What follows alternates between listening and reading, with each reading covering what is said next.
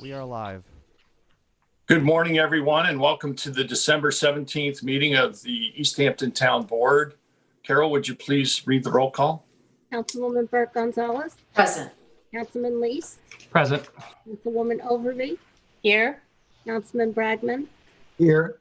Supervisor Skoyak. Please join me in saying the Pledge of Allegiance. I pledge allegiance to the flag of the United States of America, to the republic for which it stands, one nation, under God, indivisible, with justice liberty for all. This morning, before we get started, it's my distinct honor and pleasure to recognize a member of our community for his longtime contributions to the field of music. Today, we have with us Pat DeRosa, Montauk resident, along with his daughter, Patricia. Pat, I'm again very pleased that you could join us live here on Zoom, and I want to read the following proclamation. Whereas Pat DeRosa, a resident of Montauk, is a musician and former band leader, performed with many jazz greats, as well as his own Pat DeRosa Jazz Orchestra. And whereas Mr. DeRosa joined the U.S. Army Band and entertained troops during World War II, serving from 1943 to 1946. And whereas Mr. DeRosa, who plays tenor saxophone, clarinet, and flute, performed with the Glenn Miller Army Air Force Band and the Lionel Hampton, Tommy Tucker, and John Coltrane, and in the late 1940s shared the bill of venues such as the Waldorf Astoria and the Paramount Theater with entertainers such as Bob Hope, Milton Berle, Dean Martin, and Jerry Lewis, and performed at President Richard Nixon's inaugural ball in 1969. Whereas after earning a bachelor's degree and a master's degree in music education at the Manhattan School of Music on the GI Bill, he taught music at Huntington Elementary School and South Huntington Memorial Junior High School. And whereas Mr. DeRosa, at age 99, has continued to perform with the group, featured his daughter and his granddaughter, and as a guest in many local performances, musicians such as Nancy Atlas and others. Whereas Mr. DeRosa was inducted into the Long Island Music Hall of Fame class of 2021 in a virtual ceremony on November 11th. Therefore, be it proclaimed that Pat DeRosa is acknowledged for his skill and contributions in the field of music and is hereby congratulated and thanked for his continuing to share his talent with us. Congratulations, Pat. I just want to mention that my wife, one of her early jobs teaching was within the Huntington School District, and she arrived after you had left, and the legend of you remained for many, many years while she taught there. So again, it's really a pleasure to be able to bestow this proclamation to you today. And we'll get you a hard copy of it all nicely framed as soon as we can. Thanks for joining us. Thank you. Hey. Great. Thank you. Wish we could hear some music there. I see that guitar there in the background. Well, good, but it'd probably make you sit there too long. So thank you very much. Thank you. We hope to hear you play soon, Pat, and take care. I look forward to it. Thank you. Anytime. Merry Bye now. Christmas, everyone. Happy holidays. Stay safe and be well. Happy holidays. Thank you. We also have with us today Mr. Hugh King, and I see he's wearing his town crier hat today. Okay, may I just, I'm going to be taking care of Loretta today because the caregiver wisely did not show up. So could you do your Christmas reminiscence at the end of the meeting rather than at the beginning? For small And businesses, then, which Facebook has made it about, and also for developers operating in this. We can do that. We can do our Christmas remembrances at the very end of the meeting if you like.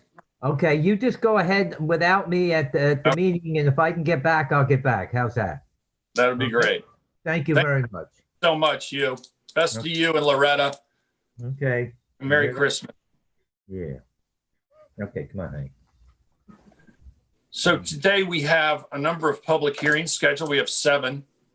They include Chapter 155 landscaping, Chapter 185 noise, Chapter 156 home improvement contractors, amending Section 240 stop signs, intersections, notice of public hearing, Eichner scenic and conservation easement and Eichner scenic and conservation easement lots, 2 different lots. That will be followed by a public portion where any member of the public may address the town board on any topic. And we ask that you keep your comments to 3 minutes or less. The call-in number will be displayed on the screen throughout the meeting. So if we could move to the first public hearing, Carol, and read the notice. Do you, first, Sylvia, were you going to make a motion to combine? I would, yes, like to make a motion to combine the public hearings 1, 2, and 3, because they all have something to do with each other. Do I have a second? Second. All in favor? Aye.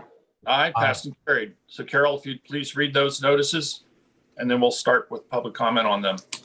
I'm going to start first with the COVID disclosure for all the hearings, and then I will just read the sections that I need to.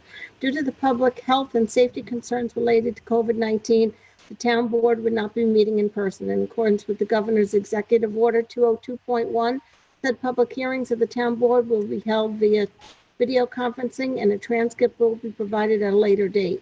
The public will have the opportunity to see and hear the meeting live and provide comments. The public can watch the public hearing live on local TV channel 22 and live online from the public meetings link on the LTV website. If any interested persons in the public would like to provide comments on the project and the finances thereof, comments can be called in during the meeting. The conference number for the proposed will be made available on the live stream and also on the town's website at least 24 hours prior to the start of the public hearing. Written comments and/or questions may also be submitted via email to the town clerk at the following email address: cbrennan@ehamptonny.gov. The comments and/or questions will be considered at the public hearing, provided that they are submitted by email no later than 9 a.m. on the day of the public hearing, or submitted via telephone by way of conference number provided by the town at the time of the hearing. Pursuant to the requirements of the executive order of the governor of the state of New York, a transcript will be prepared of the public hearing, and a copy shall be filed with the town clerk and placed upon the town's website, and comments will be accepted in writing by the town clerk or received by the email to cbrennan@ehamptonny.gov or by mail to the town clerk, 159 Panago Road, East Hampton, within 1 week after the posting of the public hearing transcript. Please check the meeting agenda posted on the town's website for further instructions for any changes to the instructions to access the public hearing for an updated information. Please take notice that the town board of the town of East Hampton will hold a public hearing on Thursday, December 17th at 11 a.m. or as soon thereafter as this matter may be heard, to consider all comments in relation to the proposed enactment of Chapter 155, Landscaping and Gardening, to the East Hampton Town Code, an abstract of which follows: a local law establishing Chapter 155 of the East Hampton Town Code to encourage green landscaping practices and protect the public health by reducing emissions, reducing noise from gas and diesel-powered leaf blowers. Limitations will be placed upon the operation of any gas and diesel-powered leaf blowers. The use of any gas or diesel-powered leaf blowers shall be prohibited during the following days and hours: during the period from May 20th to September 20th of any year, from September 21st to May 19th of any year, before 8 a.m. or after 6 p.m. on any weekday, from September 21st to May 19th of any year, before 9 a.m. or after 5 p.m. on Saturdays, from September 21st to May 19th of any year on Sunday or any federal or New York State holidays, unless such leaf blower is operated by the homeowner or tenant and only between the hours of 9 and 3. These restrictions shall also apply to all properties located within the boundaries of the town of East Hampton, included but not limited to beach clubs, golf clubs, tennis clubs, restaurants, and shopping centers. No gas or diesel generators will be utilized to power any electric leaf blowers at any time. All commercial landscaping shall be performed in accordance with the laws, ordinances, rules, and regulations of the United States, the state of New York, the county of Suffolk, and the town of East Hampton. No walk-behind leaf blowers powered by gas or diesel shall be utilized upon any property within the town of East Hampton, exclusive to any properties in the incorporated village, unless such property is greater than 1 acre in area. No more than 2 leaf blowers of any power source, handheld, backpack, walk-behind, or any combination thereof shall be used at any one time on any property exclusive of property in the incorporated village, unless said property is greater than 1 acre in area. Commercial landscapers shall be licensed as home improvement contractors and with an endorsement on their license for landscaping. Commercial landscapers using regulated chemicals and pesticides shall provide proof of New York State Department of Environmental Conservation certificate. Commercial landscapers using fertilizer products shall provide proof of a certificate of completion of a Suffolk County nitrogen fertilizer turf management course. In addition, regulations on the manner of performing landscape work will be enacted, and no person shall blow, rake, place, still, dump, or otherwise deposit any leaves, grass, garbage, refuse, cutting, wood, oil, pesticides, or any materials or debris from any one property onto any public property, included but not limited to streets, sidewalks, right-of-ways, or upon the private property of another person without such person's permission. Remove leaves, clippings, or other yard waste in a truck, dump truck, van, or other motor vehicle, trailer, container, or other towable device without securing a tarpaulin and other cover to prevent spillage. Spill or dump any oil, gasoline, or any petroleum products within the town. Fill or refill any machinery or equipment with any fuel or lubricant except over a drop cloth or other device designed to catch and retain any accidental spillage. Dispose of grass, leaves, branches, or other groundkeeping waste by burning in violation with Chapter 141 of the Town Code. The restrictions and limitations shall not apply during times of emergency as determined by executive order of the town supervisor, provided the use of such equipment which is not compliant with this chapter is deemed necessary by the supervisor or other emergency response official to adequately and expeditiously address the emergency. Penalties for violation shall be provided, and the Home Improvement Contractors Licensing Review Board shall have authority to review any complaints related to a commercial landscaper and limit, modify, revoke, or suspend the license. Take notice that the Town Board of the Town of East Hampton will hold a public hearing on Thursday, December 17th at 11 a.m. or soon thereafter as this matter may be heard, to consider all comments in relationship to a proposed local law amending Town Code Chapter 185 noise, Section 185 4 exemptions, to confirm the exemption related to light residential outdoor equipment or commercial service equipment to the provisions of proposed Chapter 155 landscaping and gardening, an abstract of which follows. An amendment to Chapter 185 noise, Section 185 4 exemptions, Paragraph A, to read in its entirety as follows. The intermittent or occasional use between 7 a.m. and 8:30 p.m. of homeowners' light residential outdoor equipment and commercial service equipment, except gas and diesel powered blowers, which shall be regulated pursuant to Chapter 155 of the Town Code, provided that said equipment and its use comply with all other provisions thereof. Please take notice that the Town Board of the Town of East Hampton will hold a public hearing on Thursday, December 17th, or soon thereafter as this matter may be heard, to consider any and all comments in relation to a proposed local law amending Town Code Chapter 156, Home Improvement Contractors, Section 156.15, Licensing Review Board, Paragraph B, Powers and Duties, to add a new provision, an abstract of which follows. Chapter 156, Home Improvement Contractors of the East Hampton Town Code, Section 15615, Licensing Review Board, Paragraph B, Powers and Duties is hereby amended to add the following. The Licensing Review Board shall be designated to hear and determine any complaint or grievance made with regard to any provisions of Chapter 155, Landscaping and Gardening, and shall have authority to suspend, modify, condition, limit, or revoke any home improvement contractor's license based upon a violation of Chapter 155 upon the procedure set forth in this chapter.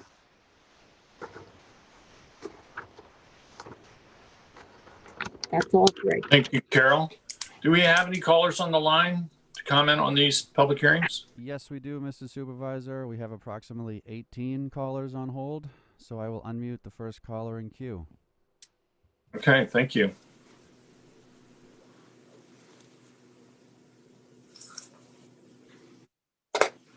Hello. Good morning. Good morning. Who's calling, please?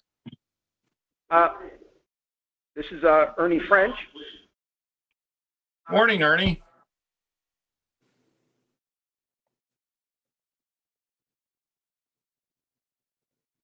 Ernie?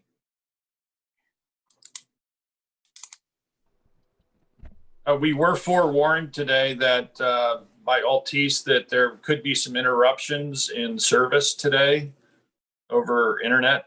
Mr. Supervisor, And, it looks like we did lose the caller. Okay, well, hopefully you'll try to reconnect. If you could just move to the next caller now. Yes, I'll unmute the next caller right now.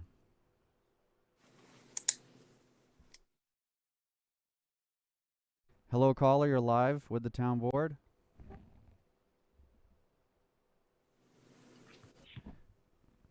Hello, caller, with the last four digits 3801. Are you there?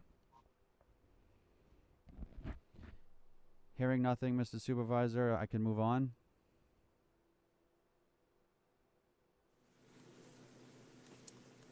Thank you, Michael. Unmuting the next caller.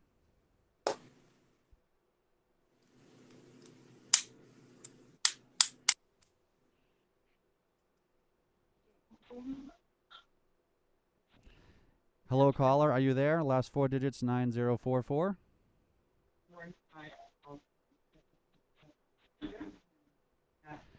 The caller's line is open. Excuse me, caller. Are you there?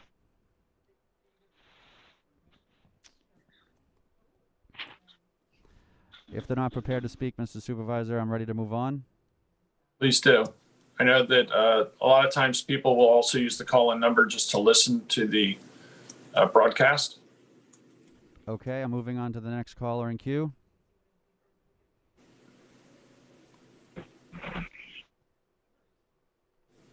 Hello, caller, with the last four digits 5596. Are you there? Yes, my name is Gary Klein, but I'm calling in to speak on the stop sign matter. Thank you, Gary. If you'll stay on the line, we'll get to that later in the meeting.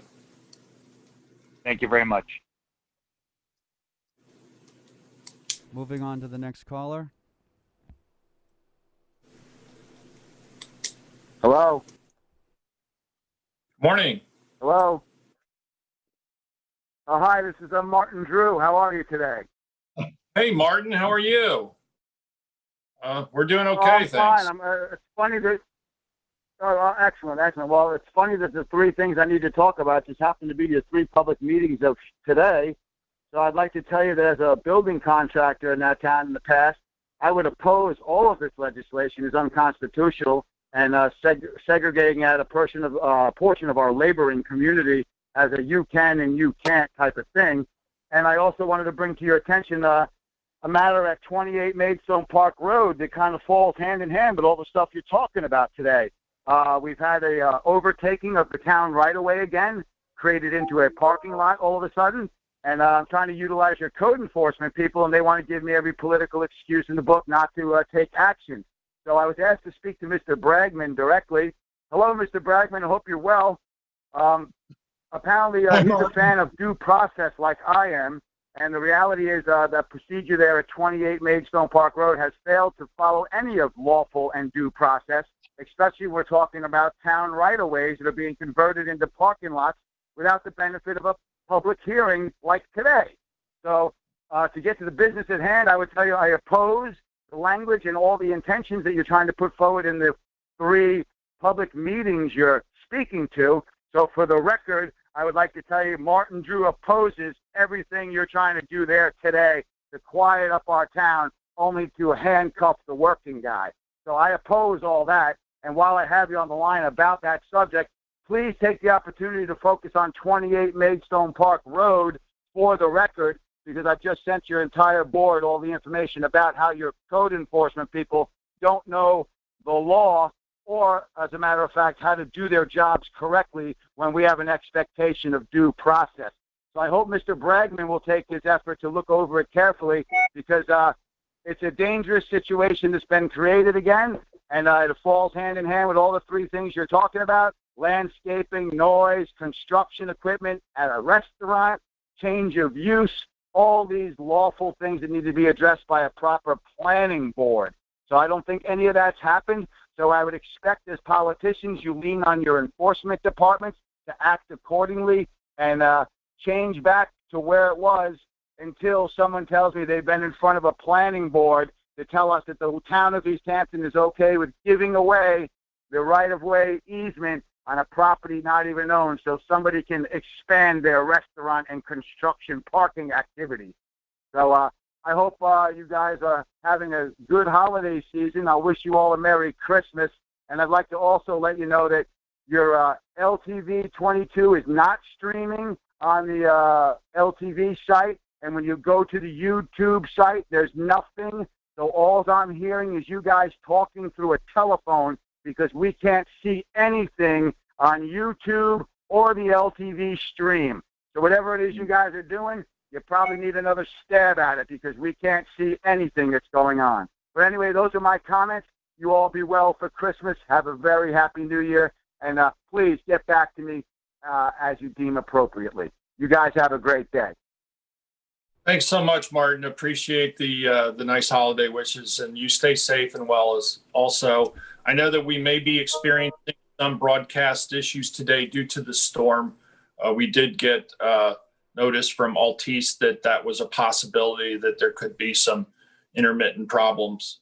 So we're going to try to move forward as best we can. Again, we'll make it known that any member of the public can send us emails or written comments. The record on these hearings will be left open till after the publication of the transcripts. So that'll be probably at least a couple of weeks. So please feel free to send your comments via email, and we'll move on to the next caller now. Oh, that's great. I mean, I know you guys are addressing noise, but the reality is, we got a noise issue in our town. It happens to do with kids and motorcycles. So I wish you guys would act as efficiently and effectively for our recreation and our liberties as you do to quiet our town down. But I'll leave it at that. So you guys keep up your good work. And remember, there are people out there that our lives matter too, and you need to think about us. But as for today, I oppose all 3 hearings, and you guys need to focus on 28 Maidstone Park Road as an example of what's going on within those 3 meetings, and the fact that we have another issue of a town right-of-way being given away to expand the business without lawful process. So, Mr. Bragman, please get on their ass to make sure they follow due and lawful process, because we have expectations as the public. This needs to go to public hearing, and no political favors are going to put it under the bed today. You guys have a great day. Take care. Thanks, Martin, thanks again for your comments. They're duly noted, and stay safe and be well. Michael, could we please move on to the next caller? Yes, we can, Mrs. Supervisor. And just in full transparency, LTV's video on demand live stream is in fact down, but we do have our YouTube page on. I'm looking at it now.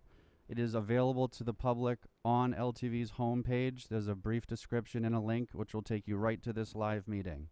With that said, I'm ready to move on to that previous caller we lost. I see he's back. And also, channel 22 is functioning well also right now, as I just checked. Thank you, David. Yes, our channel is functioning. It's just our internet stream on our website, but the video on demand on YouTube is functional. So I have that caller we lost, Mr. Supervisor. I'll unmute now. Thank you. Hello. Morning. Hello, Who's can you hear calling, me please? okay? Yes. This is Ernie French. Hi, Ernie. Good morning. Welcome back. I hope you're all doing well. Yes, I have a little something I'd like to read just quick. So pertaining to the landscaping. So landscaping is a billion-dollar industry, and on the national level, I don't believe much will be done about it very soon, which leaves it that on a local level, we're going to have to take responsibility and act on the landscaping practices that are causing air and water pollution in our area and is significantly impacting global warming and climate change. It is something that we will have, that we can do that will have an immediate impact in helping ourselves and our Earth. The evidence and scope of the problem is proven and readily available by a simple search of the internet. James Fallows of The Atlantic has written of this in a series of articles titled The Leaf Blower Menace over the past several years, citing detailed empirical research, and provides many internet links to other information on the damage being done. I urge everyone to become familiar with these very important issues. I spoke with the shellfish hatchery people last month while we were both launching our boats in Montauk. I asked how the pollution problem was going, and they replied, "Not good. Everybody wants a nice lawn. It's just not the septic tank." So no amount of shellfish seeding is going to solve this problem. We really must address the source. Landscaping practices today are a huge problem in our area, as evidenced by the need for this meeting. Leaf blowers and other gas-powered equipment are the apex polluters that we can do something about, as other communities have, most noticeably Larchmont, New York, yet they don't go far enough. The amount of pollution and aggravation caused by two-stroke landscaping equipment is an undeniable fact. There should be an immediate ban on their use. New technologies are available. Investment in new equipment and technologies is a part of all businesses. During this pandemic, landscaping has been an industry that really has not been hit that hard. The next landscaping season will start in approximately 6 months, which would give time for research and investment in better practices. When the pandemic lockdown was imposed, all can agree that with all the bad news, there were days of quiet when you could feel the earth recover from the relentless assault upon it. The new laws proposed seems to only address the use of leaf blowers and not other landscaping equipment that would allow the use of other two-stroke powered equipment such as string trimmers, chainsaws, wood chippers, etc. I would propose at least one full day of recovery for ourselves and the earth on Sunday, where no landscaping would be allowed. Saturdays would have 5 hours permitted for homeowners, and the rest of the week allowing 8 a.m. to 5 p.m. or until 1/2 hour before sunset, whichever is earliest. Our evenings should be cherished and be able to be enjoyed. Personally, because of the noise, I spend a good part of the year indoors with the doors and windows shut and the music on. In the warm weather, I'm inside with the AC on. There are days when I feel I have PTSD from the ceaseless noise, and I know many of my neighbors feel the same. I try to ride my bike every day and have to ride through clouds of air particles containing dust, dirt, pollen, fecal matter, and other contaminants. There are shortcomings in the proposed law that I hope will be addressed to improve our environment and quality of life. And just in Section 1 findings, under A, if you say protecting health by reducing emissions, really be nice if we were eliminating emissions. In Part B, instead of gardening activities may pose a risk, that they do cause a risk, and that further down in B, indicating emissions from gas-powered leaf blowers, that include all two-stroke equipment. It would be nice to see if landscapers had a decal so we would know that they were legitimate. And let's see. There was one other thing. Oh, about blowing in regulations, 155-4 under 1A1 that landscapers not be allowed to blow all the debris onto our streets before they vacuum them up because of all the contaminants that are being blown onto the street, and then when it rains, being washed into our local waters. There's many more issues to discuss on this, but I'll basically just leave it at that and hope that there's stronger language written into the law. Thank you. Hi, Ernie. Thanks so much for taking the time to call in, and we appreciate that you were persistent and did get back through when the call dropped. Your comments are duly noted. I just want to note here, Carol sent an email earlier today that was from Mr. French, so you should all have that, that you can also read. And he also mentioned Larchmont and the, you'll see at the bottom of the email, the poster that Larchmont has, and something that we could also look at. So I thank him very much, Mr. French, for coming to this meeting and for all of your suggestions. Michael, could we move on now to the next? Yes, we can. Thanks again, Ernie. Stay safe.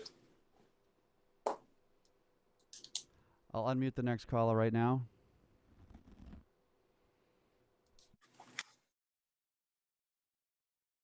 Hello, caller, with the last 4 digits 6924. You're live with the town board. Are you there? Hello, caller. Hearing nothing, Mr. Supervisor, I'll move on.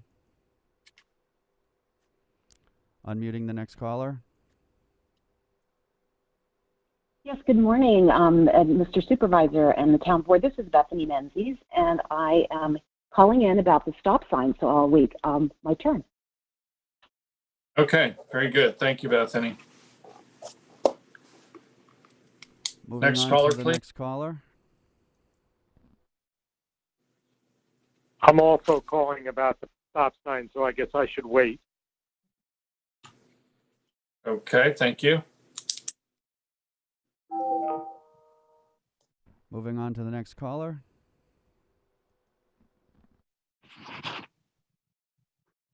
Hi, this is Monica Tessler calling. I'm also calling about the stop sign, so I will wait my turn. Thank you.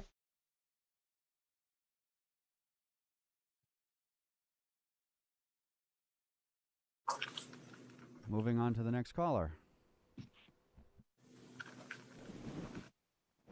Is that me? Yes. Hello? Hello, good morning. Could you state your name, please? I don't know if it's me or not. We hear you. Am I on? Please state. Oh, okay. You're on. Lauren Bolger? Hi, Lauren. Good morning. Oh, good. I can't really hear you. You're going in and out too. Okay, well, I am calling about the leaf blowers, so that's a good thing. I certainly recognize the need for restrictions here, but I think the proposed legislation needs a little more work before going forth. The first thing that I've heard from landscapers is that they feel that the moratorium should wait until after Memorial Day weekend, because as we all know, there's a major push for landscapers to get properties spiffed up before Memorial Day. It's only a week, but they feel strongly that it should take place after that. Number two, it seems that the real problem, I understand the environmental problem, but everybody is very disturbed about the noise. And I was wondering if it would be possible to base an offense on the decibel level of whatever is being used, as opposed to whether it is gas or diesel or electric, because some electric units can be pretty loud as well, and if you have a couple of them on the property, it'd be almost as bad as a gas-powered leaf blower. I don't know whether these machines have decibels on them, you know, what they create, but that might be an easier way who are upset about the noise. The third thing is I think the last part has to be rethought, where the homeowner or the tenant is allowed to use leaf blowers on Sunday seems a bit discriminatory. And also, if, let's say it's a friend of a homeowner, would he be allowed to do it for his friend? What if the friend is disabled and not able to, or what if the tenant is disabled and not able to use a leaf blower himself? I really think the language there has to be looked at and more closely defined. And that's about it. I'm also, as you know, the chair of the Spring CAC, and this has been a very lively topic of discussion in the last couple of days via email throughout the committee, and I dare say you'll be hearing from other committee members with a wide range of opinions on this proposed legislation. So thank you for your consideration. Thank you so much for calling in, Lori, and stay safe and be well. Unmuting the next caller. Thank you, Michael. Good morning, Supervisor Van Scoyoc, members of the board. This is Britton Bistrian speaking on this landscaping legislation. Hi, Britton. Good morning. Good morning. Today I'm speaking to you on behalf of the Licensing Review Board, on which I've served for 10 years. Last evening, we had a board meeting, and we reviewed the proposed code and had the following comments for your thoughtful review. Number one, the LRB feels that landscape licensing should be independent from home improvement contractors' licensing. Unlike construction, landscaping is a property improvement. It bodes a different skill set. We feel that this license should have a lesser education requirement and be specific to the industry, i.e. a landscaper doesn't need to show continuing education in building code, but a class in pesticides or environmentally friendly fertilizers would be better suited. We also feel that the insurance limits should be lowered than the contractors due to the proportionate risk. The board will request a set of standards to evaluate the landscaper's license that's separate from the building contractors. Something like shoddy workmanship, which is a building standard in the home improvement licensing, it doesn't really fit landscaping. We also wonder how we would investigate complaints about landscaping, since they would be different than building construction, significantly more subjective and time relevant. Second, the board also feels that there should be some threshold of exemption to the code. For example, if a landscaper is over 18 years old but only mows a few lawns and makes less than some financial threshold, the board sort of threw around $2,000 a year, that a landscaper shouldn't be subject to the insurance and education requirements of that license. Also, the board wanted to recommend that existing landscapers, the ones that do construction currently, landscape construction, that under our current home improvement contractors code, that they receive a letter as a courtesy, or at least an invitation to comment, as this is what we undertook when we had changes to the contractors code over the years. I think that's poignant because of COVID and the format that we're all operating in. Our board only found out about this proposed legislation a week ago and called a meeting as soon as we all could get together. We'd like to suggest that either the code sponsor, who I think is Sylvia, or our liaison, Kathy, could work with us to strengthen the code prior to adoption. We do want to say that we are fully in support, and we thank the board for preparing this draft legislation. We're on board with everything the intent is, but just the logistics of getting it done and tweaking some of the criteria by which we would evaluate people who violate the code, we'd like to strengthen that prior to adoption. And I hope that we can continue this conversation at one of our LRB work sessions in the coming weeks, and we'd invite whomever board member would be appropriate to join us. Britton, we very much appreciate the License Review Board comments. They seem to be very well thought out questions and things for us to consider, and we certainly will. Can I ask that, Britton, thank you for the comments. I appreciate it. Can you please send a hard copy to all the board members or on those considerations? You had 4 points that I have written down, but I'd love to have it in your language, which would be better served. Absolutely. I'll send that through today. Okay, I appreciate it. Thanks, Britton. I just say to Britton that I do accept their county courses and stuff for hours. They don't have to do like the home improvement contractor does. They do submit to me things that are relevant to landscaping. Yeah, and I think that, but that they have a broad width, though. I think the board was more, we would like them to have to focus on pesticides and fertilizers and environmental instead of being able to do most anything that a contractor could. Not so much that they don't do that, but that we would put that into the legislation. Okay. Thank you very much, Britton. Thank you. Stay safe, be well. I can unmute the next Go to caller. the next caller now. Unmuting the next caller now.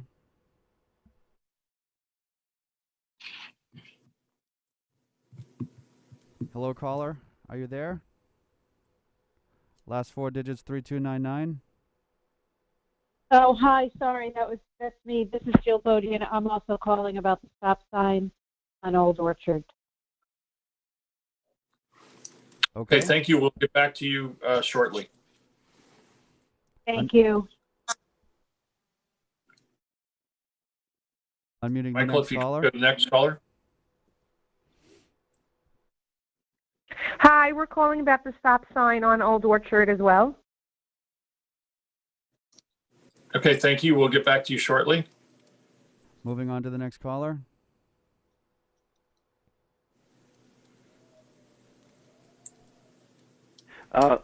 Good afternoon.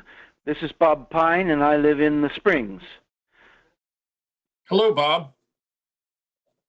How are you, Peter? Thank you. I want to thank the board for tackling the noise and pollution of leaf blowers and garden equipment. I support no use of leaf blowers on Sunday and holidays. Let's keep it simple.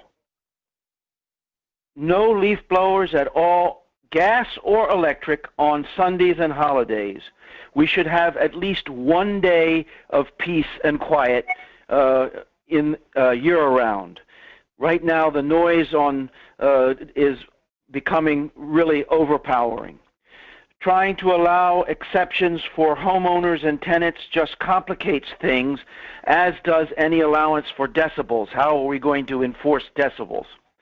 I recognize that this may be of some inconvenience to some of homeowners and tenants, but I do think that the majority of people deserve a day in the week where they can sit outside on their garden and enjoy peace and quiet. So please try not to make try to make as few exceptions as possible.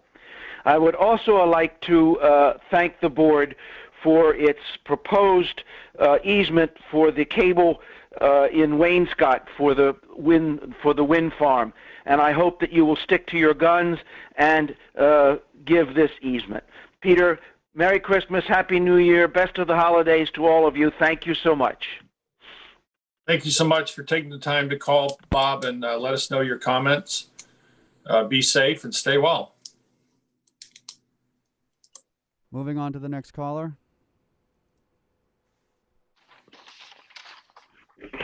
Hi. My name is Jerry Pollock, and I'm also calling about the Old Orchard stop sign. Okay, we will get back to you shortly. Thanks for calling in. Moving on to the next caller.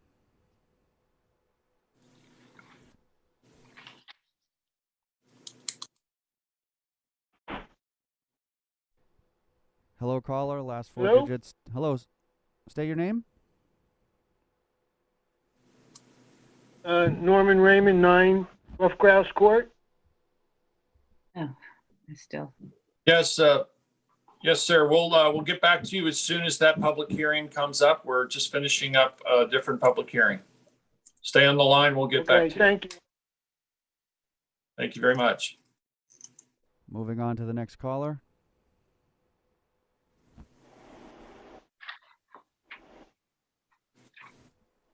Hello, caller. Last four digits, 2680. Are you there? Yes, I'm here. I'm on the call for the stop signs on Old Orchard Lane. Thank you. We'll get back to you shortly when that public hearing comes up. Moving on to the next caller.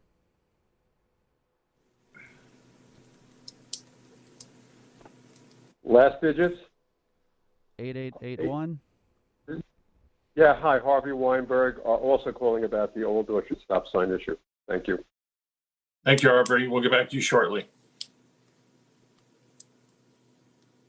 Moving on to the next caller. Hello. Morning. Hello. Hi. Who's calling? This is Bob Casper. I'm with Ban the Blowers, East Hampton. I started this back in 2013, and I represent thousands of people in East Hampton that would love to see the leaf blowers banned. There are intelligent communities all over the country that have banned the blowers. We deserve a little peace and quiet. It's detrimental sound invasion. You can be in your house, the blowers could be miles away, and you can still hear them. So please do the proper thing, and as well as for the environment, for the birds and the bees, please ban leaf blowers. Hello? Thank you for calling, Bob. We appreciate you taking the time to make your comments known to us. Thank you very much.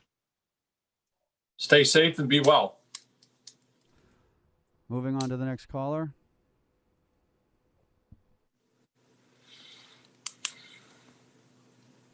Caller, last 4 digits 5. Hi there. Morning. It's Monica Tessler calling. I'm calling about the stop signs on Old Orchard. So I will wait for that public hearing. Okay. Thank you. Thank you. Mr. Supervisor, we have went through the entire list of people that have spoken once or told us what they're calling for. There was one caller that was not available. If you want me to open it up again, I can, or move on as you wish. Let's try that caller again. Sure. See if we can get them, and if not, we'll move on. Okay. Unmuting the next caller.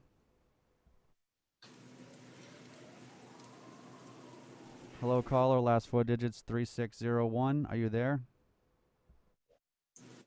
I am. It's Mark Butler. Good morning. I'm calling about the stop signs on Old Orchard.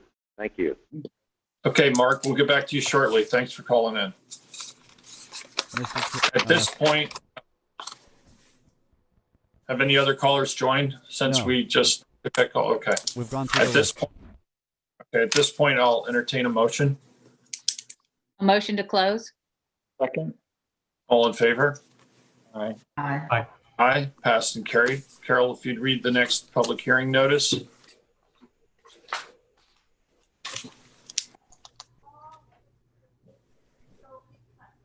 Carol, you're muted. Take notice that the Town Board of the Town of East Hampton will hold a public hearing on Thursday, December 17th at 11 a.m. or as soon thereafter as this matter may be heard, to consider any and all comments in relation to the proposed amendment to Chapter 240 Vehicles and Traffic, Section 240-58, Schedule 8, Stop Intersections of the East Hampton Town Code to place stop signs at various intersections in town to enhance public safety. An amendment to Chapter 240 Vehicles and Traffic, Section 240-58 Stop Intersections to provide for stop signs on Middle Highway at Ty Works Lane and Berryman Street, and on Berryman Street at Middle Highway and Winslow Lane, and on Old Orchard Lane at Bob Watt Court and Ruffled Grouse Court, and also at Bob White Court and Ruffled Grouse Court at their intersections with Old Orchard Lane in East Hampton. It's a stop sign on Middle Highway, north and south at the intersection of Ty Works Lane, Middle Highway north at Berryman Street, Berryman Street southwest at Middle Highway, Berryman Street northeast at Winslow Avenue, Old Orchard north at Bob White Court, Old Orchard north and south at Ruffled Grouse Court, Bob White Court south at Old Orchard, and Ruffled Grouse west at Old Orchard. Thank you, Carol. Michael, if you could start queuing in the callers. Yes, Mr. Supervisor, I'm unmuting the first caller in queue.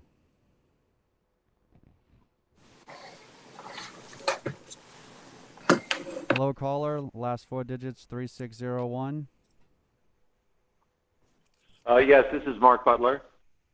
I am a resident at 14 Old Orchard Lane, and I'd like to go on record as saying that there is a need for these stop signs.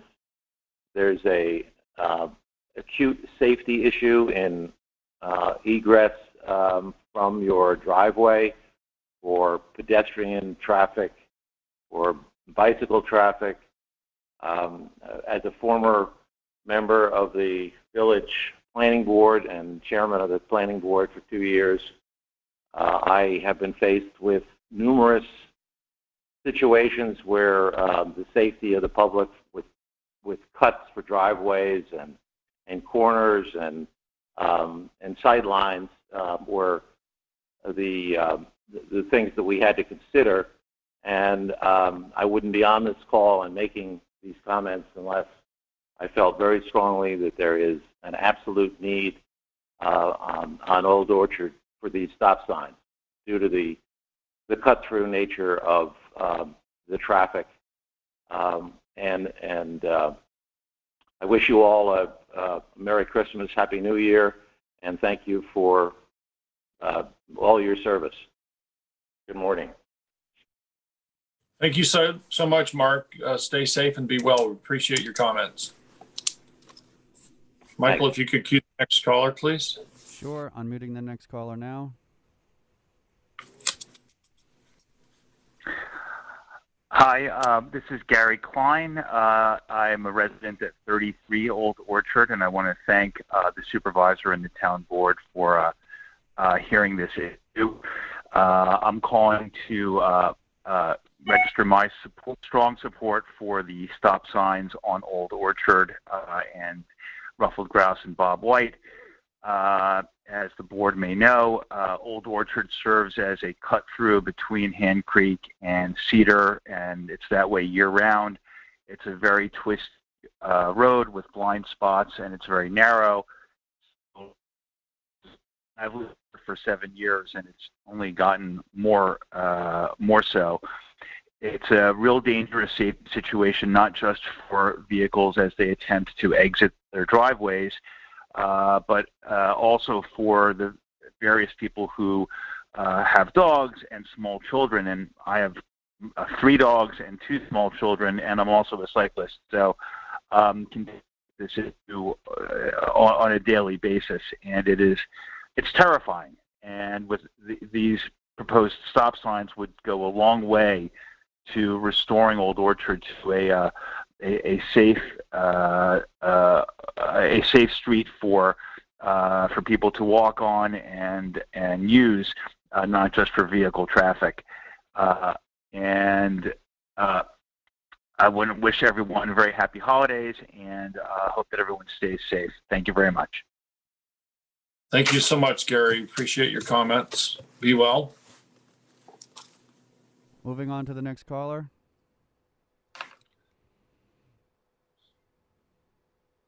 Hello? Morning. Hello? Hi, how are you? Morning. Hi, this is Jason Weinberg. It's Jason Weinberg. I live at 51 Old Orchard. I'm also calling about the safety and the danger with related to the stop signs. I have 2 young kids and also 2 dogs who I walk constantly. And the way that the cars drive is reckless around these areas. And I've had to revert to carrying like a floodlight at night so that I don't get mowed down. And and the kids, it's just really unsafe for some reason. Cars just feel comfortable, almost accelerating at these places as opposed to being safe. Happy holidays to all, and thank you for taking the time to listen to all of us. There's almost a half-hour block on this call because we're constantly dealing with this, and really appreciate your help. Jason, thanks so much for calling. Let us know your comments. We appreciate that. Stay safe and be well. Moving on to the next caller. Yes, good morning. This is Bethany Menzies, and I am the co-owner of 34 Old Orchard.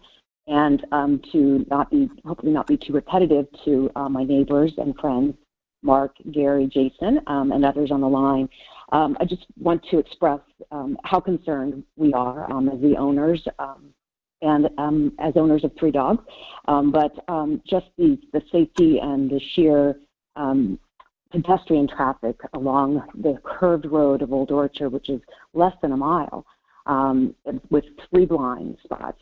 The creation of 3-way stops on Old Orchard at the 2 courts, Ruffed Grouse and Bob White, is an excellent solution to the high volumes of pedestrian traffic and to help us take back our safety. So thank you so much to the town board, and appreciate the work that you're doing to get this to Albany. Thanks so much.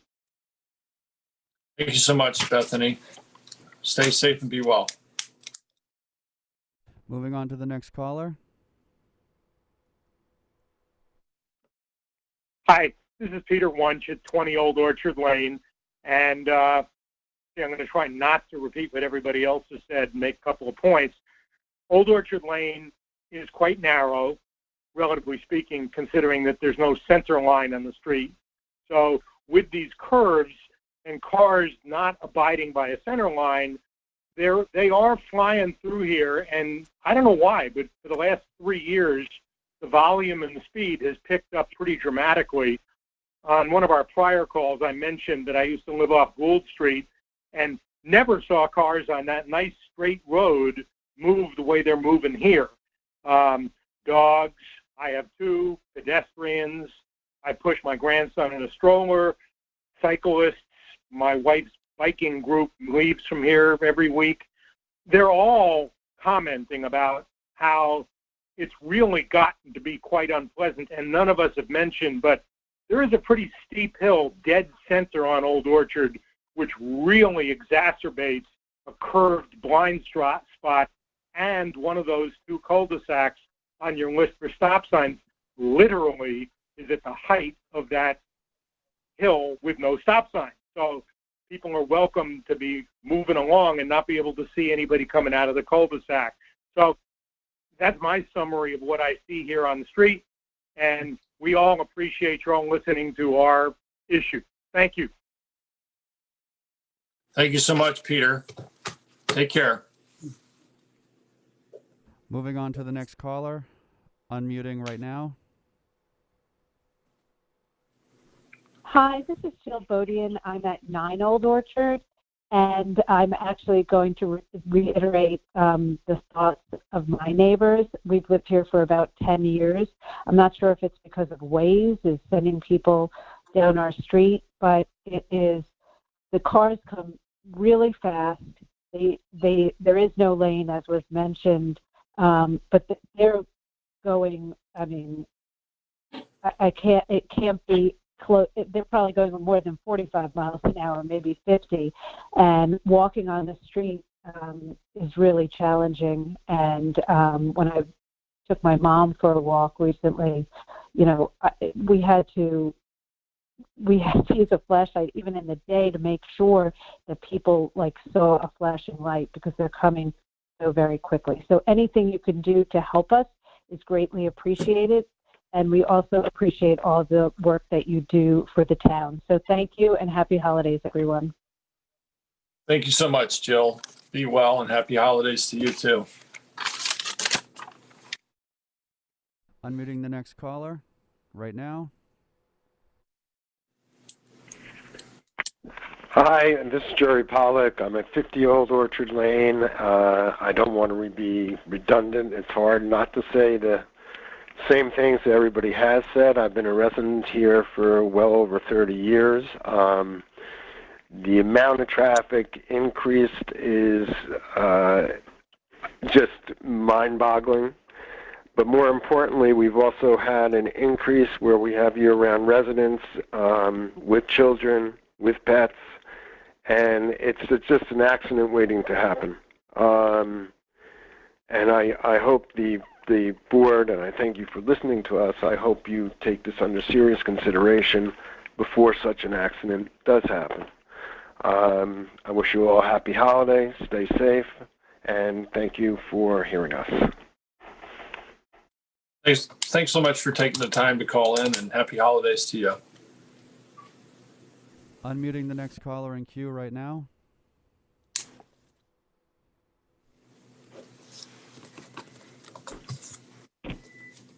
Hello, caller with the last 4 digits, 2896. Are you there? Yes, I am. Thank you for taking the time to listen to us. I've been a resident at 9 Rough Grouse Court for over 30 years, and I would say every year, for the most part, it gets worse and worse. I actually thought that a couple years ago they changed the name of Home Hill Lane to Home Hill Turnpike or Home Hill Highway. It's a disaster. While putting up the stop signs will greatly help, I hope it does. I think one of the callers referred to Waze, but everybody is using that as a cut through more and more, and the speed is getting higher and higher. And sometimes they do a tangent on the curve, so they're actually driving on the wrong side of the road. I find it very difficult to walk out there with my family. And while I am absolutely for putting in the stop signs, I hope that they will work. But I've seen people at the few stop signs we have go right through them anyway, or slow down, but never really stop. My recommendation would be at the end of Home Hill Lane and Hands Creek to make it a dead end and only allow fire and police entry for safety reasons when they need it. But thank you for taking the time. Happy holiday to everybody. And I'm glad to see all my neighbors are on this call. Thank you. Could you just state your name for the record before you get off the call? Sure. Norman Raymond, 9 Rough Grouse Court. Thank you very much, Norman. Appreciate you taking the time to let us know what your comments are. Did I say 9? I apologize. 12. It's 12. 12. Very good. Thank you so much. Stay safe and be well. Moving on to the next caller. You're the next caller. Unmuting right now.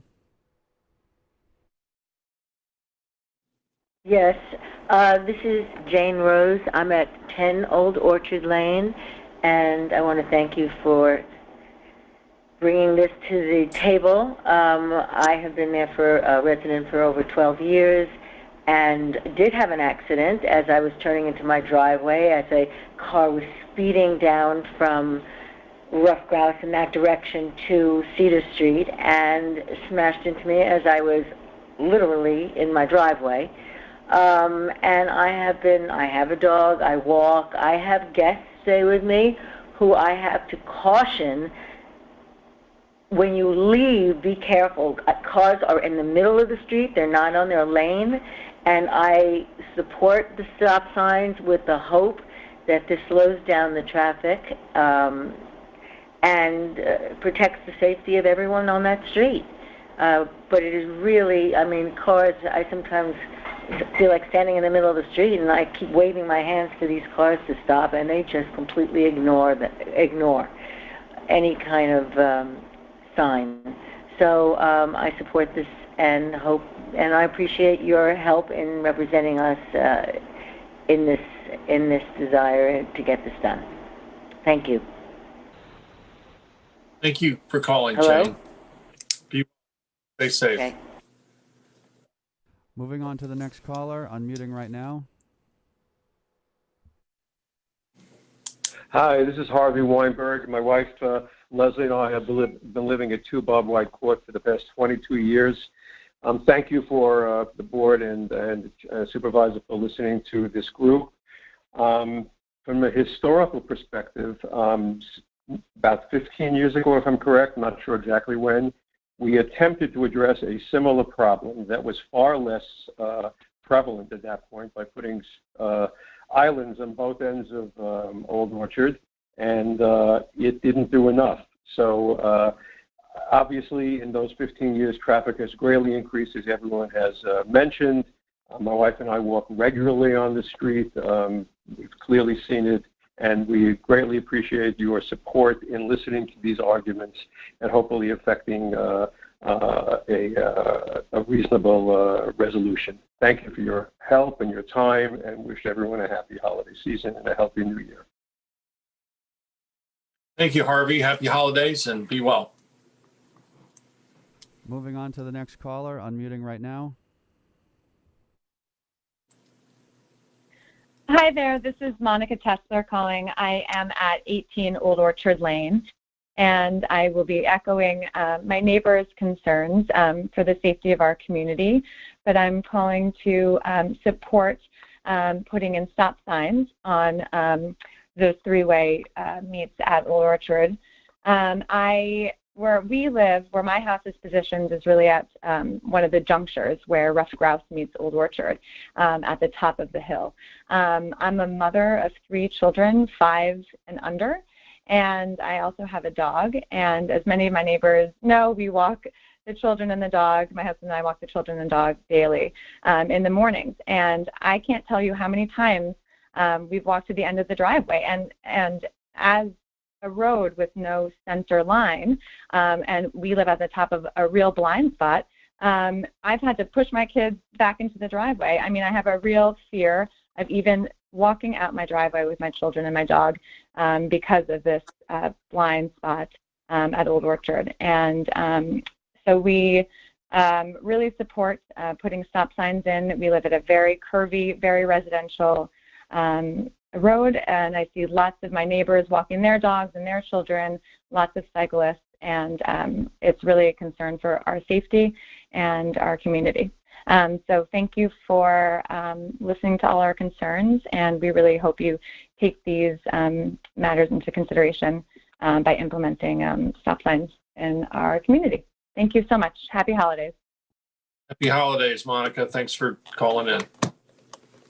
Moving on to the next caller, unmuting right now. Hi, Bob Casper. Ed Geis, who passed away, would be very, very happy to hear what's being proposed there. He used to walk down the street there and whack cars that were speeding with his cane. So I'm sure he's smiling up there in heaven. But I'm calling about the intersection of Two Holes of Water Road and Stephen Hans Path, and where Long Lane comes out and joins Two Holes of Water Road. That really needs 4 stop signs there. It only needs 2 more. There are 2 already, one on Two Holes and one on Long Lane. But I haven't heard anybody talking about that. But that's a majorly dangerous intersection. Many accidents, and I would hope that we get some stop signs there. Any comments? Yeah, Bob, I'll just say that, we have looked at that intersection, and it's actually under consideration for a traffic circle rather than 2 more stop signs, because the volume of traffic on Stephen Hans Path is such that there's concern it would back up into the light at 114 and Stephen Hans and cause gridlock there. So there is some. It's definitely going to do that. There's no question about it. Yeah, there's gridlock now, but right. In the meantime, they really should put up another couple of stop signs, because my wife can't even go down that way. She drives around up Swamp Road to get into the village. I mean, it's a tremendously dangerous intersection, which, Peter, I'm sure you know. You live up there. So whatever you can do on that would be great. Yeah. Thanks, Bob. Yeah, myself and Councilman Bragman both use Two Holes of Water and cross Stephen Hans on a pretty regular basis, so we're very familiar with that. Yeah. But thanks for calling in. Okay. Yeah, I'd actually Okay, thank you. Happy holidays. try out Merry 2 Christmas. stop signs. I think that's a good idea. 2 more stop signs.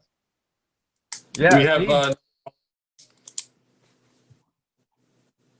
we have any other callers on the line, Michael? I apologize. I don't know if I muted the previous caller when he was speaking. Sir, are you back again? Yeah, I'm here. Did I cut you off? I'm here. Bob Casper.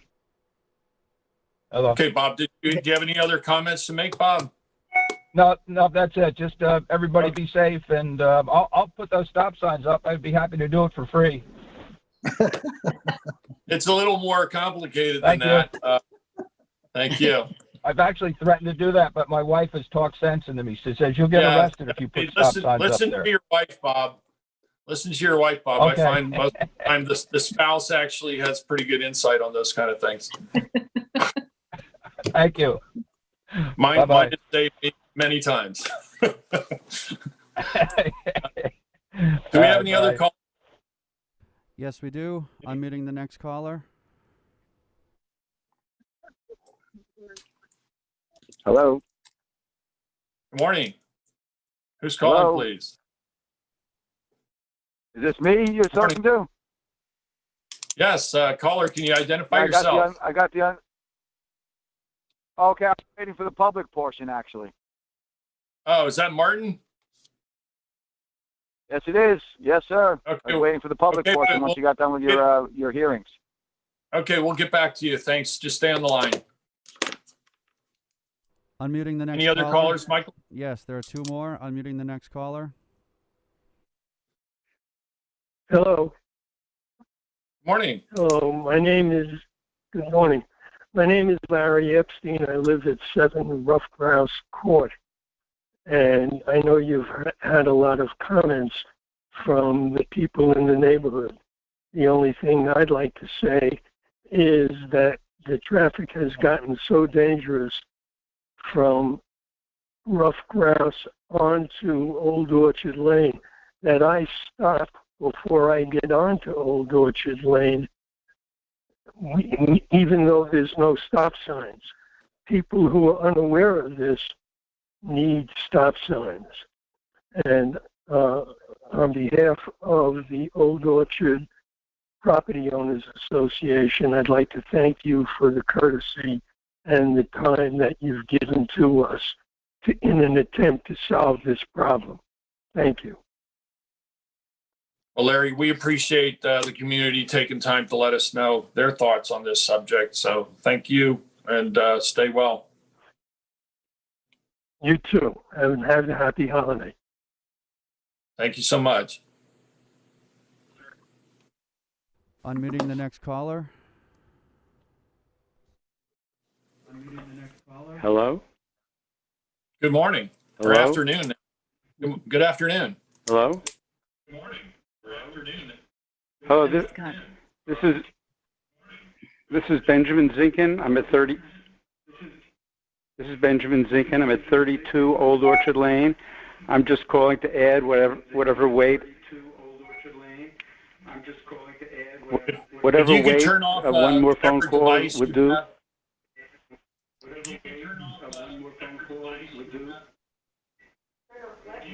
We're getting feedback from your other device, Benjamin. Yes, caller. If you have a monitor, Oh, on your okay. computer Let's or turn off the television please set. turn it off. Thank you. Okay, well, I'm just calling to add my voice. I'm at 32 Old Orchard, and whatever weight one more call makes, I guess it's evident now that we're quite supportive of this, and we hope it goes through. So thanks, and happy holidays. And I didn't catch your last name because of the feedback. Zinkin? No, my last name is Zinkin. Zinkin. Yeah, Very Zinkin, good. Z-I-N-K-I-N. Thank you so much. Happy holidays. Stay safe. Do you have any other callers on the line, Mike? One more. Unmuting right now.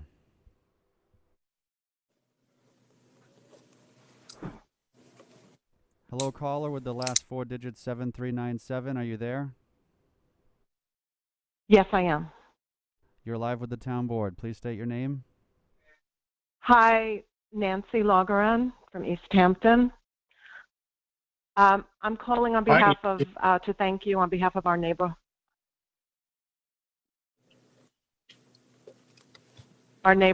and we appreciate you addressing the stop sign issue. We did not initiate it. It was initiated by Old Orchard, the Old Orchard group, but we're thankful that they did because we also have an issue of speeding and danger on Middle Highway. And the two roads that are very crucial are Berryman and Middle Highway and Tri-Works Lane and Middle Highway. It's a straight run through off of Oakview, which is a cut through from Hands Creek and Cedar Street, and it is very dangerous. Lots of trucks. We have a lot of children in the neighborhood. We have elderly people. We have people walking to work, to the village, and there's no sidewalks or footpaths. So you literally have to jump out of the way when the speeding trucks or cars come down. So we really appreciate the town board's attention to this.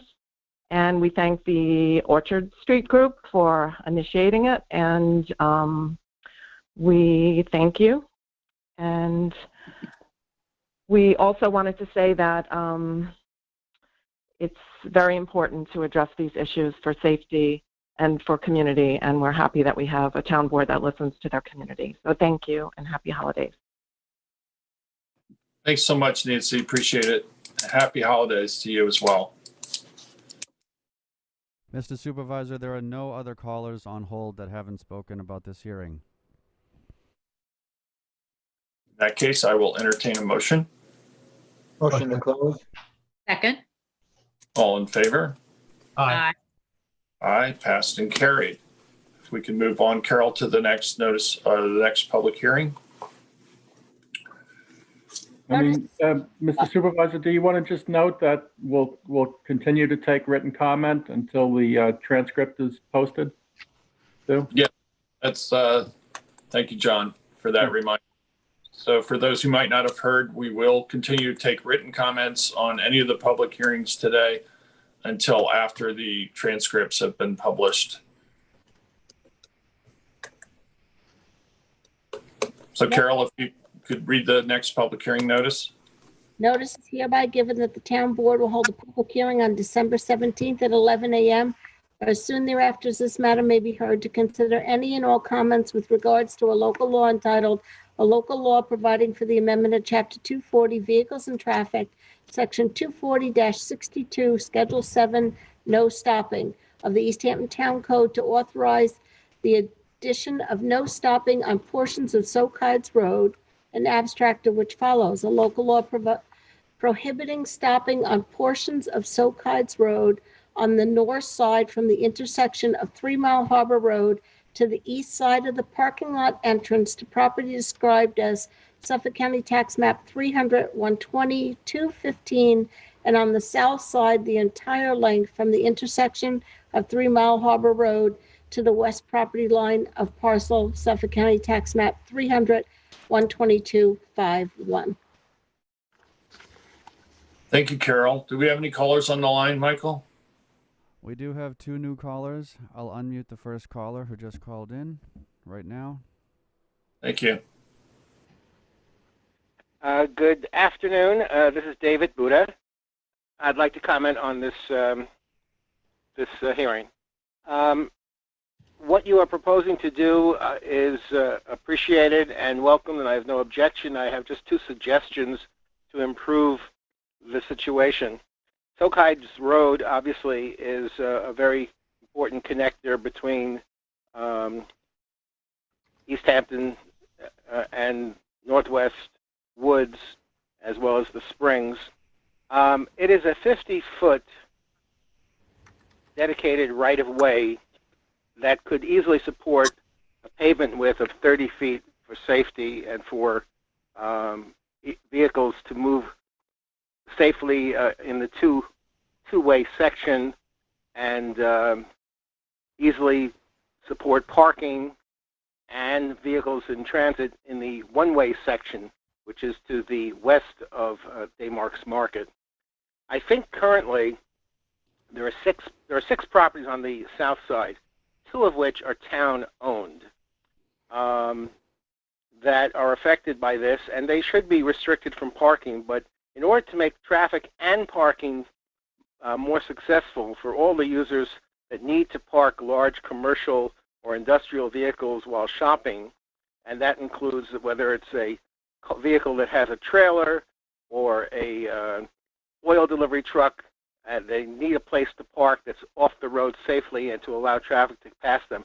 I would suggest that you have your engineering department, oh, I'm sorry, you don't have an engineering department anymore, your consulting engineer survey the area, the roadway, the 50-foot right-of-way, and arrange for any existing obstructions such as overgrown bushes and some fencing and fence posts that don't belong at the edge or within the street right-of-way to be removed, and to consider to measure the width of the pavement, and where it is not 30 feet, consider the appropriateness of adding additional pavement on one side or the other to accommodate either parking or traffic. What you're doing in the proposed public hearing notice is fully acceptable and needed and appreciated, but to make that roadway safer, more effective, more efficient, and to provide parking for those large vehicles that cannot enter into Daymark's market safely, I think that you should do a little bit more. And believe it or not, I once saw a vehicle tow a boat into Daymark's market, and that was scary. And that was simply because there wasn't appropriate, or he felt there wasn't appropriate parking on the nearby public roadways. So please give those some consideration to those additional concerns that you can follow up on. Thank you very much. Thank you, David. We have another caller in the queue, Mike? Yes, we do. Unmuting the next caller right now. Hi, my name is Steve Harrington. I live at number 9 Sokaj Road. How are you? Good afternoon, board. Good afternoon, Steve. Good afternoon. I agree with what you're doing there, and I'm glad you're addressing the issue with parking. I just wish you would extend the no parking down past my house and on both sides of the road, or some sort of timed parking, because the problem is on the north side, the road is narrow where my house is, and my driveway comes back on a weird angle. And if there's trucks parked there, trucks and trailers, that's where they're all going to park now. I'm not going to be able to get in and out of my driveway safely. And it also pushes all the traffic is going to be up against the south side of the road, traveling down the south side, and it's going to cause a problem with me getting in and out of my driveway with cars parked across the street. I appreciate you otherwise, taking time. Thanks for taking the time to call us and let us know your comments. Okay, no problem at all. I thanks for addressing it, and I look forward to see what happens. Okay, thanks, Steve. Happy holidays and be well. You too. We have a new caller. Mike, do we have any other callers? Unmuting the next caller right now.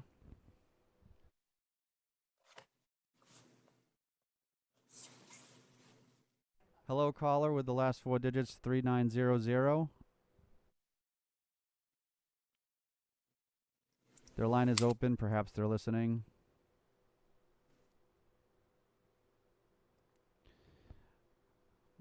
Since they're not talking, Mr. Supervisor, do you want to move on? Yes, please. There are no new callers. Again, the public hearing will accept written comments until after the public transcript is published. And those can be emailed to any of the town board members or preferably the town clerk. Do you want a motion to close? I'll entertain a motion to close. Motion to close. Second. All in favor? Aye. Aye. Passed and carried. Do we want to entertain a motion of joining the next 2 public hearings? Yes, I make a motion to join the next 2 public hearings together. Second. All in favor? Aye. Aye. Thank you. Carol, if you'd read the public hearing notices. Please take notice that pursuant to Section 247 of the General Municipal Law of the State of New York and the provisions of the East Hampton Town Code, the Town Board of the Town of East Hampton will hold a public hearing on Thursday, December 17th, 11 a.m., or as soon thereafter as this matter may be heard concerning the filing grant, scenic and conservation easement to the Town of East Hampton. The grantor is Lynn Eichner. It's the 2015 Lynn Eichner Revocable Trust. It's a scenic and conservation easement dated October 3rd of 2019 at 49 and 55 Fairview Avenue in Montauk, Suffolk County Tax Map 319 8 15 and 16, with the reviewing agency being the ZBA. Please take notice that pursuant to Section 247 of the General Municipal Law in the State of New York and the provisions of the East Hampton Town Code, the Town Board of the Town of East Hampton will hold a public hearing on Thursday, December 17th at 11 a.m. or as soon thereafter as this matter may be heard concerning the filing grant of scenic and conservation easement to the Town of East Hampton. The grantor is Lynn Eichner.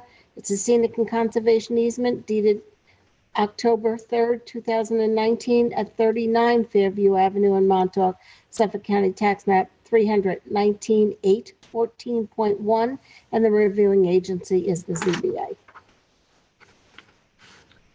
Thank you very much, Carol. Do we have any other callers on the line, Michael? We have 5 callers on the line, Mr. Supervisor, all of which whom spoken on previous hearings, except this last number that wasn't present prior to this hearing, if you want to see if that's what they're calling about. Yes, please. Okay, I'm unmuting that caller right now. Last foot. I was just calling to talk about the stop signs on Old Orchard. I don't know if that's been handled yet, because I was just out on Old Orchard walking my dog. We did close that hearing, but okay. we will accept written comments via email to the town clerk up until the time after the transcript of the meeting has been published. Okay, I will make my comments in writing form then. Thank you. Thank you so much. Bye-bye. Bye. Be well, stay safe. Any other callers, Michael? No new callers, Mr. Supervisor.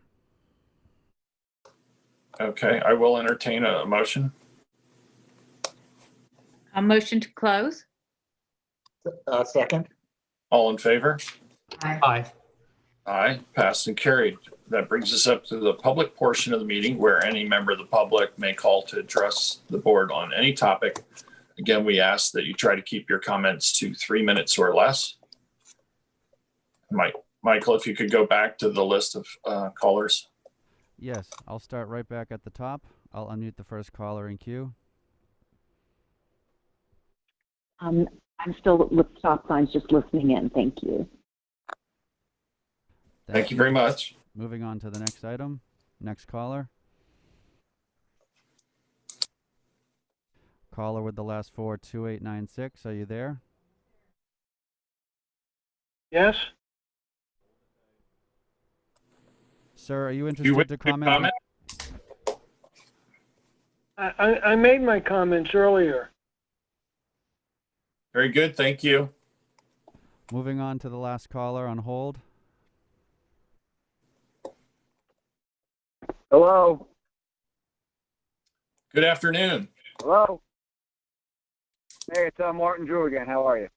Spring. Very well, Martin. Yes, sir. Yeah, I just want to remind your board that we still have children in our community that haven't met their recreational needs in our community, and we're hoping that maybe you guys will think about it over the Christmas season to remember that the children and adults alike, we have our liberties at stake here when you don't include us in your community planning methods. So I don't know where you guys are these days with the community comprehensive plan, but I think it's time you readdress the recreation portions of your topic there, because you seem to collect up a lot of land with all our CPF money purchases, but yet we seem to have a difficult time getting access to it once you guys acquire it without your steward and management plan. So I would be a fan of this in the future. Don't buy any land unless you guys know what the hell you want to buy it for, because I think we have enough scenic vistas at this point for the public that wants us to be peace and quiet and do nothing with our lives out here. But as locals, we have to realize that our lifestyle choices matter as well. So you guys need, as our politicians, to really address the part of the community that has yet to be taking care of our needs. So without getting any more elaborate on the subject, we just hope that you politicians do your job for the entire community instead of just a select few who want to bitch and complain at everything that's just not so. So we do have to live our lives a little, and that requires making noise from time to time.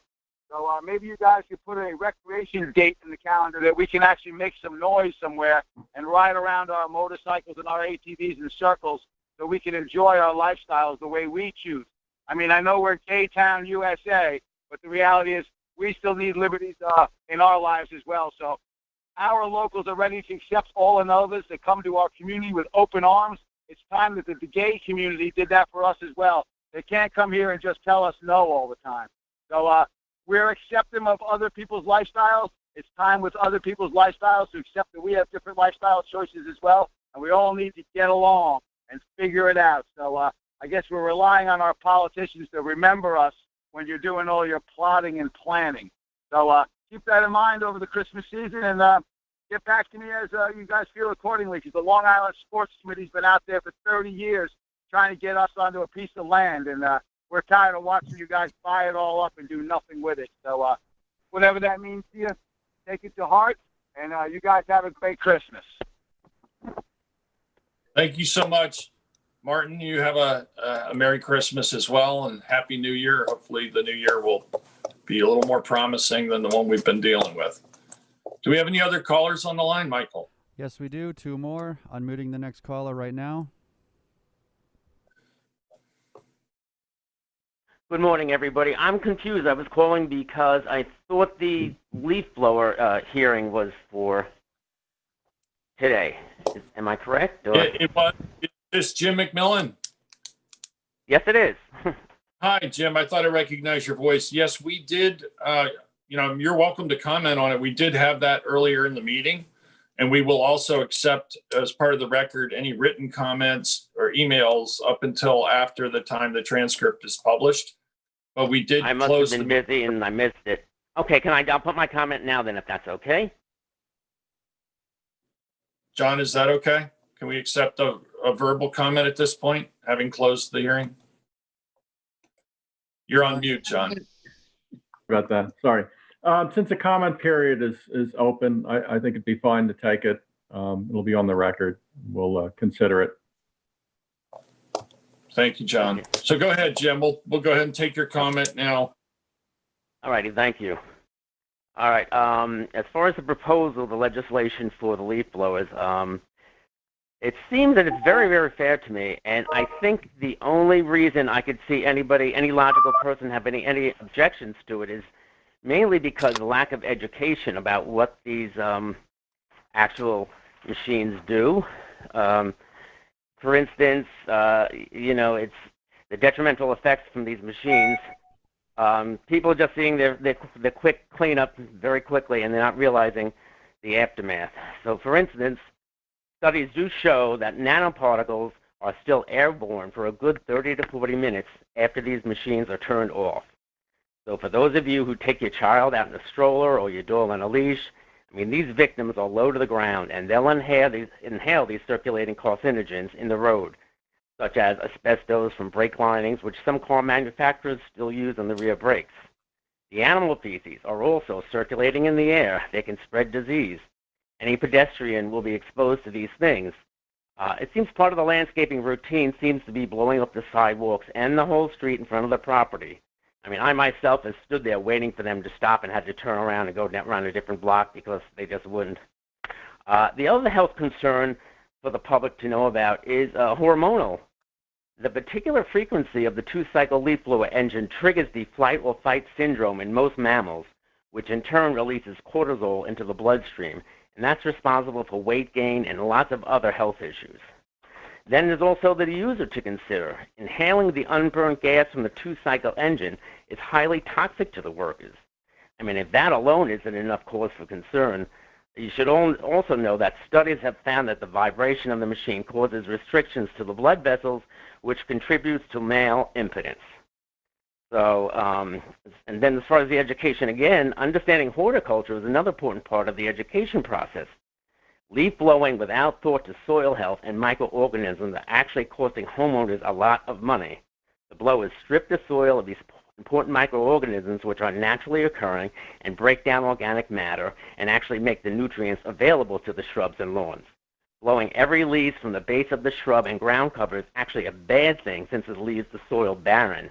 Then landscapers come back in the spring with their chemical fertilizers at yet another expense.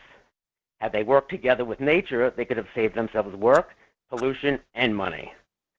Quality of life is another problem with these machines for the rest of the community.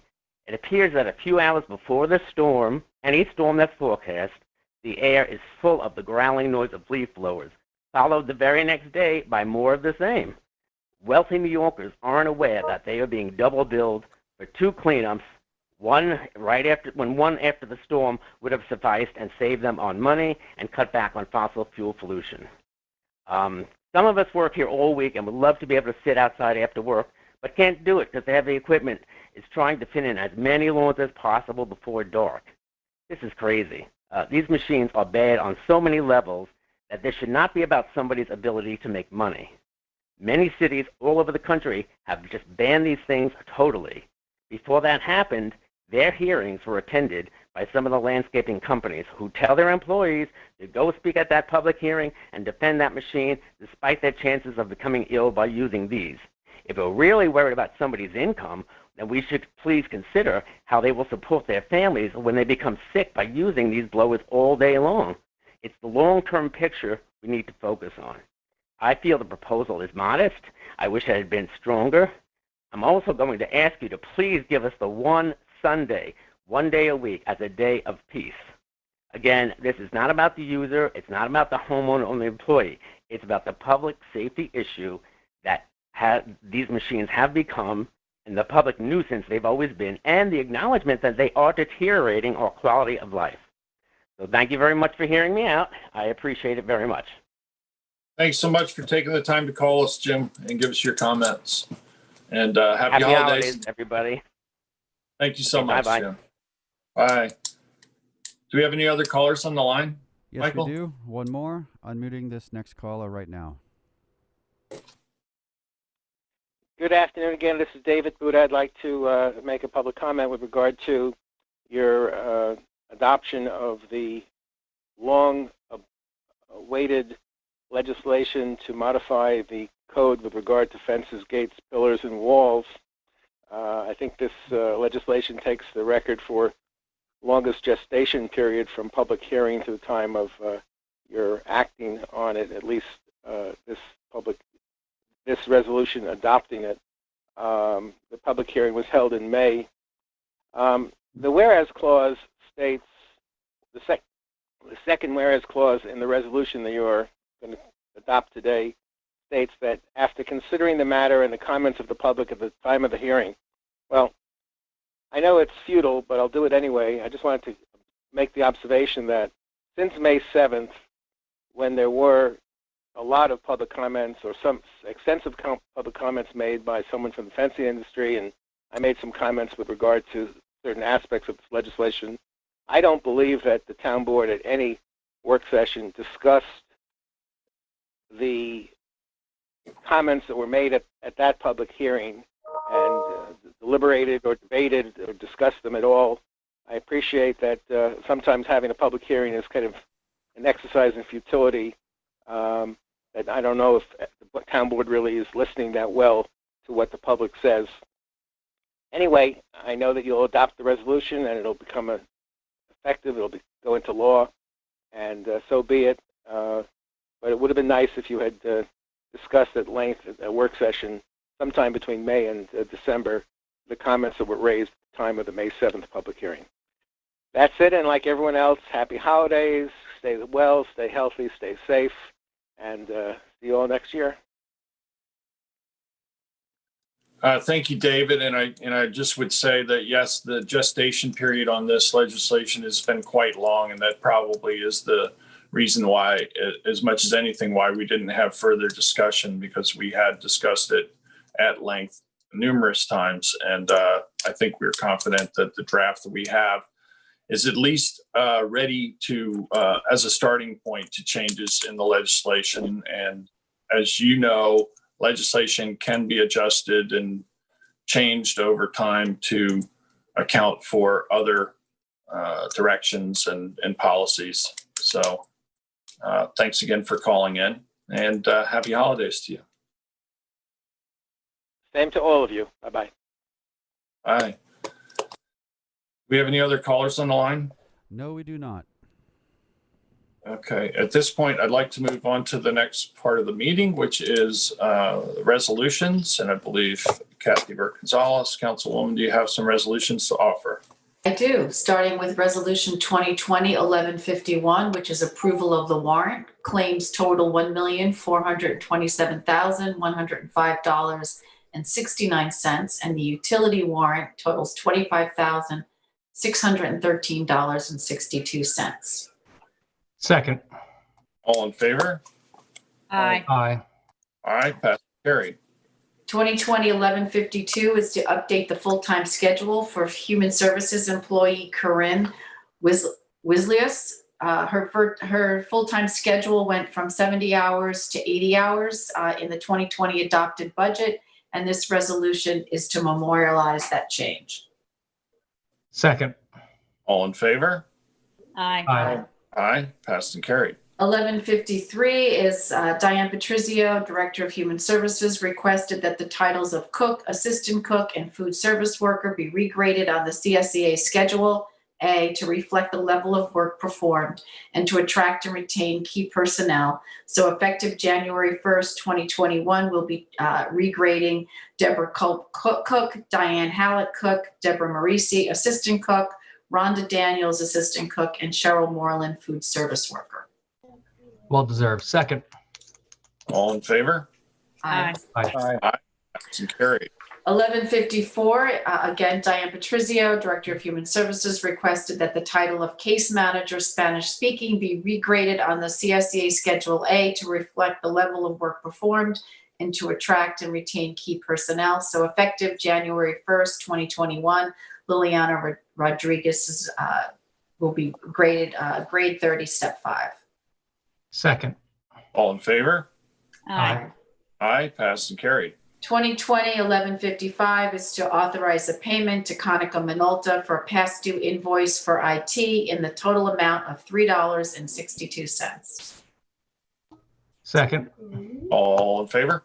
Aye. Aye. Carried. 2020-1156 is to approve a one-year subscription to SurveyMonkey, the Police Reform and Reinvention.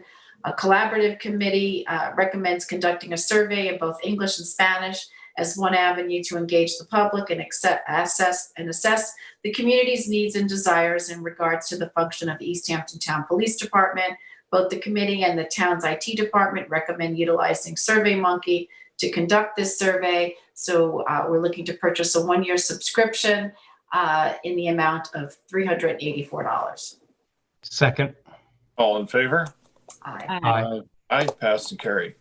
I'd like to offer Resolution 2020-1157. This is to appoint part-time laborer in the Parks Department, Charles Barter, hereby appointed to part-time laborer at hourly rate of $18.23 to be paid bi-weekly, effective December 21st, 2020. Second. All in favor? Aye. Aye. Aye. Passed and carried. Resolution 2020-1158 is to add Waterways Management Supervisor title to the Aquaculture Department. The town board directs the Human Resources and Payroll Departments to place the position of Waterways Management Supervisor into the Aquaculture and Habitat Management Department, effective January 1st, 2021. Second. All in favor? Aye. Aye. Aye. Passed and carried. Resolution 2020-1159 is a budget modification for buildings and grounds. This is taking $111 for other equipment maintenance, putting into the budget line for maintenance and contract generator. Second. All in favor? Aye. Aye. Aye. Passed and carried. Resolution 2020-1160 is to accept the proposal for the Havens Beach Comfort Station septic upgrade design. Whereas to the Clean Water East Hampton Initiative, we seek to upgrade our municipal sanitary systems, and we sought engineering proposals for multiple systems. The Havens Beach Comfort Station, located at Havens Beach Road, Sag Harbor, is among the high priority facilities for IA septic system. This resolution is the LK McLean's proposed work that that was in the proposal, dated December 10th, 2020, not to exceed $16,800. Second. All in favor? Aye. Aye. Aye. Passed and carried. Resolution 2020-1161 is to accept the proposal for Stephen Hand's Path Comfort Station septic upgrade design. Stephen Hand's Path Comfort Station, located at 110 Stephen Hand's Path, is among the high priority facilities for an IA sanitary system. And LK McLean has put a proposal in on December 10th, 2020 to upgrade, to do the engineering work, not to exceed $17,300. Second. All in favor? Aye. Aye. Passed and carried. Resolution 2020-1162 is to accept the proposal for the Lions Field Comfort Station septic upgrade design. This is the Lions Field Comfort Station, located at South Erie Avenue, Montauk, New York, was among the high priority facilities for an IA sanitary system.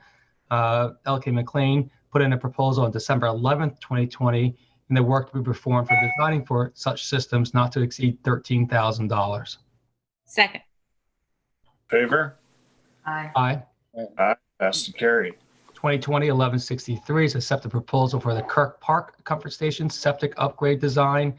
Kirk Park Comfort Station, located at South Emerson Avenue, Montauk, New York, was among the high priority facilities for IA sanitary system. LK McLean put forward a proposal for design work for this system. The proposal was dated December 11th, 2020, and the cost of such proposal is $19,700. Second. All in favor? Aye. Aye. Aye. Carried. Resolution 2020-1164. This is for the Lowenstein stormwater pipe for a partial replacement change order. Whereas work has been happening at the Lowenstein pipe recently, and whereas the change order proposals were submitted by Patrick Bissian to replace 80 feet of additional corrugated poly pipe and manhole distribution. The total of the change order is $13,935. Second. All in favor? Aye. Aye. Aye. Passed and carried. Resolution 2020-1165 is to create reserve account for the Lars Simonson Skate Park. Resolved that the town budget office establish a special reserve account for the purpose of accepting and designating donations to be used for continued maintenance, upkeep, and potential future expansion of the Lars Simonson Skate Park, also known as the Lions Field Skate Park in Montauk. Second. All in favor? Aye. Aye. Passed and carried.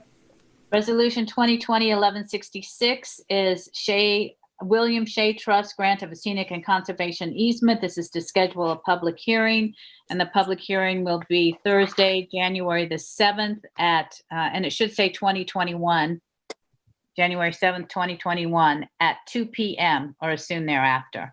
Again, it is for a scenic and conservation easement at 65 Beach Avenue in Amagansett. The reviewing agency is the Zoning Board of Appeals. Second. All in favor? Aye. As amended, yes. Resolution 2020-1167 is to appoint heavy equipment operator to the sanitation department, Scott Cisco, at the hourly rate of $22.79 or an hour, or $47,405.28 annually. For a 40-hour work week to be paid bi-weekly, and it's retroactive to December the 6th. Second. All in favor? Aye. Aye. Passed and carried.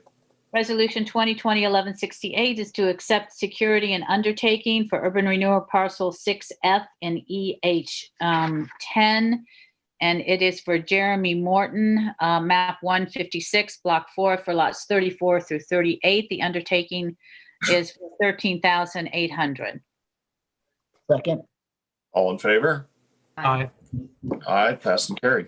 Resolution 2020-1169 is to accept security and undertaking for urban renewal parcel 63 in MN-5, and this is for Joan Likey. It's map 1018, lot 5, and the undertaking is for $13,200. Second. All in favor? Aye. Aye. Passed and carried. Resolution 2020-1170 is to release securities for an undertaking of urban renewal policy 36 in Springs map 2-1.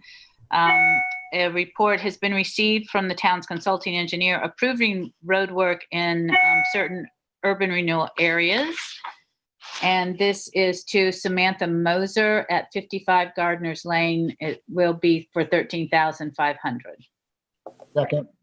All in favor? Aye. Aye. Passed and carried.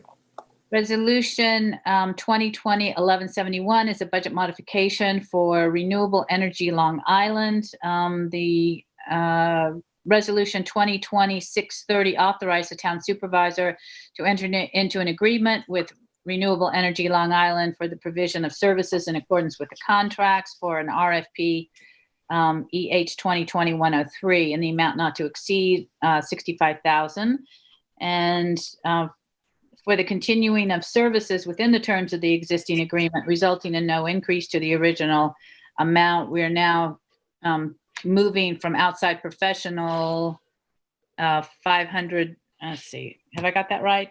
To outside professional 500 and to water. I don't know. Do I have that correct? I'm sorry, I don't. Yeah, I think you skipped a page. I did. I skipped a page. So it's from one line of $1,234.23. It shall be applied to the current purchase order 2020-2015. Sorry about that. Second. All in favor? Aye. Aye, passed and carried. Okay, so now 2020-1172 is a budget modification in sanitation. Resolved that as a result of a higher demand of town sanitation and refuse services relating to COVID-19, there has been an increase in town personnel costs, and therefore the town board directs the budget officer to make the following budget modifications. So from budget lines of New York State requirement, $45,000, and a health insurance line of $20,000, and another New York State retirement line of $9,000. We are moving $74,000 to part-time salaries. Second. All in favor? Aye. Aye. Passed and carried. Resolution 2020-1173 is a budget mod for the Manor House utilities. And this is the one that we are moving $500 from outside professionals to water. Second. All in favor? Aye. Aye. Aye, passed and carried. Resolution 2020-1174 is to accept proposal RFP number EH 2020-108. This is professional management services for Camp Hero wastewater, and it goes to CMJ Graywater. And this was for an RFP so there are 3 tasks that they were to perform. The first so task 1 through 3 is for $5,500, and for a total and task, another task was for $5,300 for a total of $10,800. Task 4 would be services provided by time and expenses, and upon a schedule and approval of the town. A second? All in favor? Aye. Aye. Aye, passed and carried. Resolution 2020-1175 is amending Chapter 255 with regard to fences, gates, pillars, and walls. And I don't know if, John, if you want to say anything about this, and you're on mute, by the way, if you want to add any.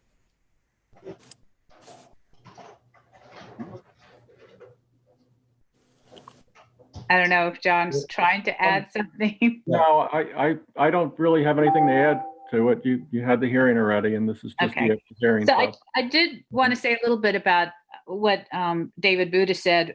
You know, the meeting was one of the first that we had as a public hearing during COVID, and there were some issues in getting the transcripts up so that they were that you could read them. I think the first transcripts that went up were really not good transcripts. So we prolonged it, and that's why it has taken so long from May until December to approve this. So I am ready to approve it, and I know our farmers will appreciate it as we move forward. The agricultural season will be upon us before we know it. Second, if I can add a comment too, I'd like to, and that is, I actually may have preferred a slightly larger setback for agricultural lands, but I was pleased to work with the Ag Committee, and the setback that we came up with was a compromise, and I appreciated them making that compromise. So I'm prepared to vote for this too. Do we have a second? A second. All in favor? Aye. Aye. Aye, passed and carried. Okay, sorry. It was 1176. Page 21.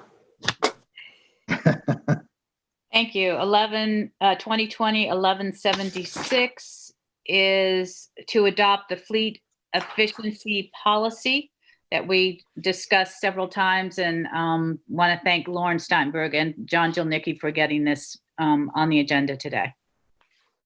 Second. All in favor? Aye.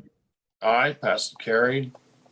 Resolution 1177 is to appoint part-time Justice Court officers Kimberly Notel and Frank Schaefer at a hourly rate of $30 an hour upon proper submission of time records, effective January 1. Second. All in favor? Aye. Aye, passed and carried.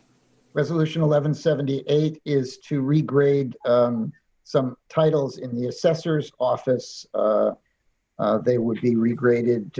We're regrading Alessandra Latanzio to principal assessment clerk at $33.53 an hour for a yearly salary of, hold on, sorry about this, $61,024.60 for a 35-hour work week. Myra Ray, a senior assessment clerk, $26.62 an hour for a yearly salary of $48,464.78 for a 35-hour work week.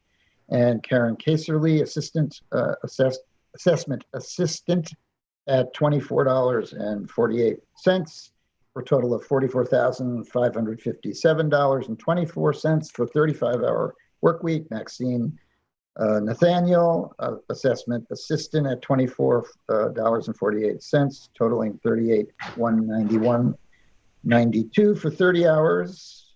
Linda Welsh, assessment clerk, $23.15 an hour, total of $42,131 for 35 hours. Maureen Serva, assessment aide at $22.65 per hour for a total of $41,215.72 for 35 hours.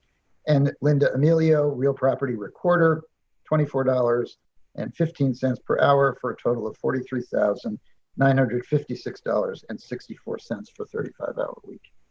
Second. Second, all in favor? Aye. Aye, passed and carried. Resolution 1179 is to increase the cap on paying our e-typists. The increase in fees is required to provide transcripts of the recordings of public hearings that we were just talking about. And it will be capped at $1,500, constituting a total of $3,500 to be spent on transcription services by e-typists. Second. And this resolution authorizes that increase. Second. All in favor? Aye. Aye. Aye, passed and carried. Resolution 1180 is for a budget modification to Justice Court.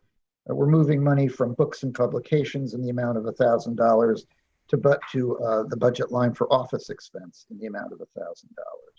Second. All in favor? Aye. Aye, passed and carried. Resolution 1181 is to approve a license renewal for NetJet services at the airport terminal counter space.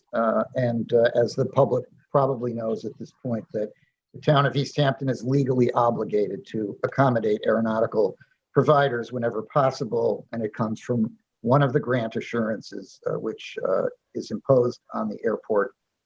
So this is, we have to extend this lease upon request, and this resolution does extend the lease for a licensing for one additional calendar year for a licensing fee of $50,000 and authorizes the supervisor to execute appropriate documents.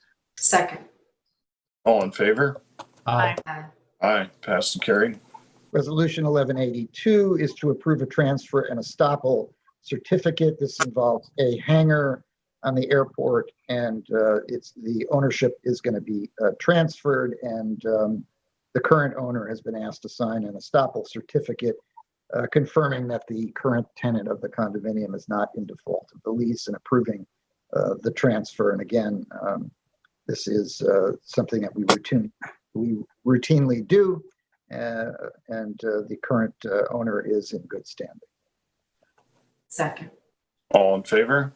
Aye. Aye. Passed and carried.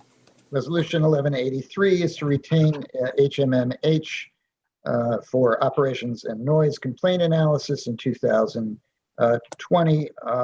This approval corrects of the prior resolution that we did to properly reflect a revised proposal that was submitted that was inadvertently referred to in the prior approval. It would not exceed $35,675, which is payable from outside professional lines, and the supervisor was directed to enter into the agreement. Second. All in favor? Aye. Aye. Aye, passed, carried. Thanks for bringing that forward, Jeff. And now that it's authorized, I will be able to sign it. Supervisor Van Scoik now has Resolution 1184, which is list appointment for Fire Marshal 1, and that is Bruce Scavone, at an hourly rate of $29.15, annual salary of $60,650, 72 cents, grade 28, starting step, effective January 1st, 2021. Second. All in favor? Aye. Aye. Passed and carried. 1185 is the list appointment for Ordinance Inspector Michael Kelly at an hourly rate of $24.54, annual salary of $51,061.92, grade 23, starting step, effective January 4th, 2021. Second. All in favor? Aye. Aye. Aye, passed and carried. 2020-1186 is to appoint seasonal snow removal driver in the Highway Department, Matthew Fay, and that is an hourly rate of $25 an hour, and that will be effective retroactive to December 16th, thankfully. Second. All in favor? Aye. Aye. Passed and carried. We certainly used his services this morning. 1187 is to appoint contingent provisional building inspector to the building department, Louise Bermio, at an hourly rate of $29.15, annual salary of $60,650, 72 cents, grade 28, starting step for a 40-hour work week, effective December 21st, 2020. Second. All in favor? Aye. Aye. Aye. Passed and carried. 1188 is to appoint additional members to the Police Reform Committee, and they include Thomas Flight, Anthony Bosco, PBA member, Lawrence Smith, and Yvonne Tovar, as well as Chief Michael Sarlo. Second. All in favor? Aye. Aye. Aye. Passed and carried. 1189 is to amend the CSEA Schedule A, add office assistant, office application specialist, and that would be a title that would receive a grade 19 step, hourly rate of $21.86, annual salary of $45,479.20 for a 40-hour work week. Second. All in favor? Aye. Aye. Aye. Passed and carried. 1190 is to award department head bonuses. And this year we've recognized 4 department heads who have really just demonstrated exceptional work. And we want to commend them and acknowledge how they rose to the challenges during this time of COVID. And they're certainly very worthy of this additional bonus in the amount of $3,000 for each of the following: Ed Michaels, Diane Patrizio, Heath Liebman, and Anthony Lippman. Well Second. deserved. And Second. congratulations. Well deserved. Thank you all. And all in favor? Aye. Aye. Passed and carried. 1191 is a regrade payroll supervisor title, amend the CSEA Schedule A. And this is to reflect grade 28. And salary would be $32. This is for Aaron King, grade 28, step 5, $32.21 an hour, $66,996.80 annual for a 40-hour work week.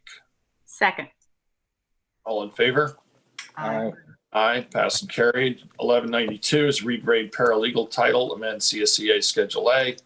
Rosemary Birdie, Finance Department, grade 20, off step, $27.33 an hour, $56,849.31 annual for a 40-hour work week. Second. All in favor? I think there's a mistake in the Yeah, that's- title.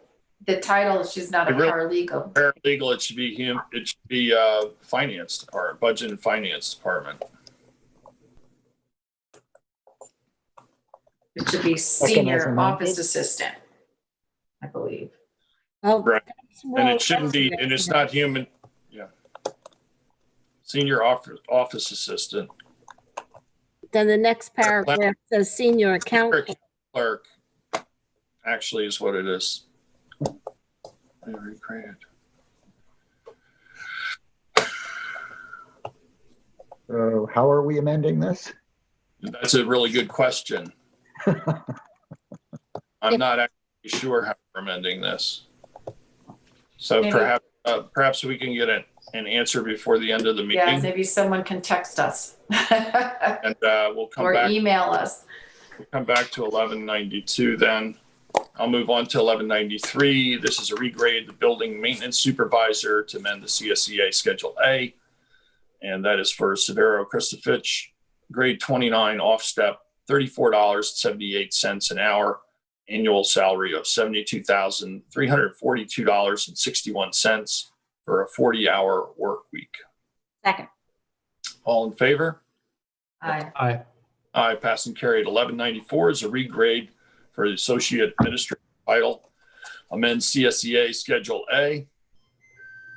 Whole Facito, grade 31 off step, $36.42 an hour, $75,764 annually for a 40-hour work week. And Nicole O'Donnell, grade 31 off step, $36.42 an hour, $75,764 annually for a 40-hour work week.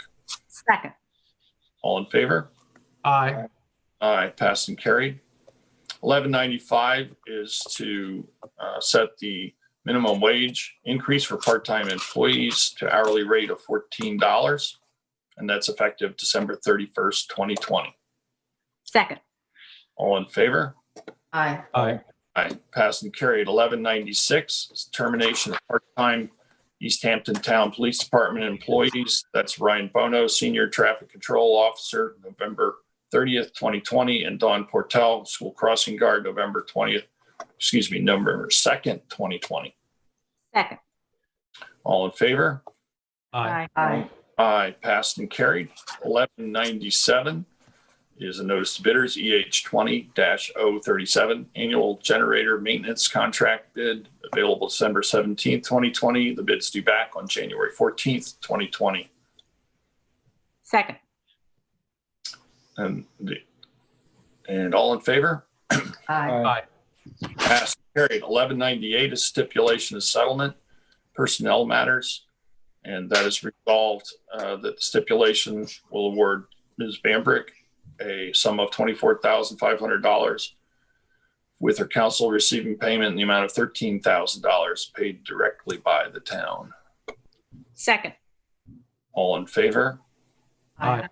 Aye. Passed and carried. 1199 is to pay notary license fee, John Jelnicki, in the amount of $60. Second. All in favor?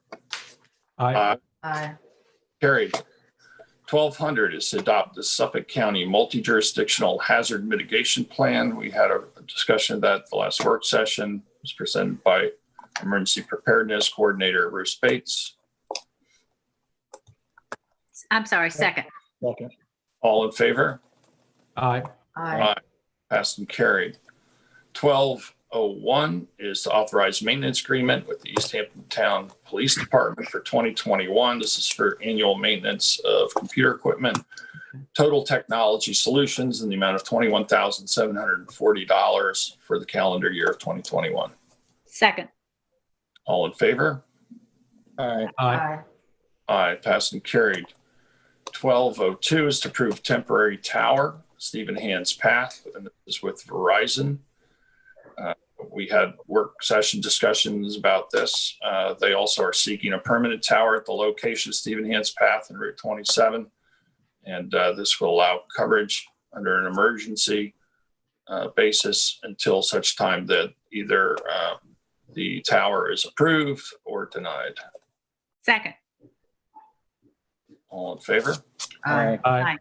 Passed and carried. 1203 is budget modification for debt service. This is moving $33,030 from retirement to bond interest for $3,030, same amount. Second. Excuse me. All in favor? Aye.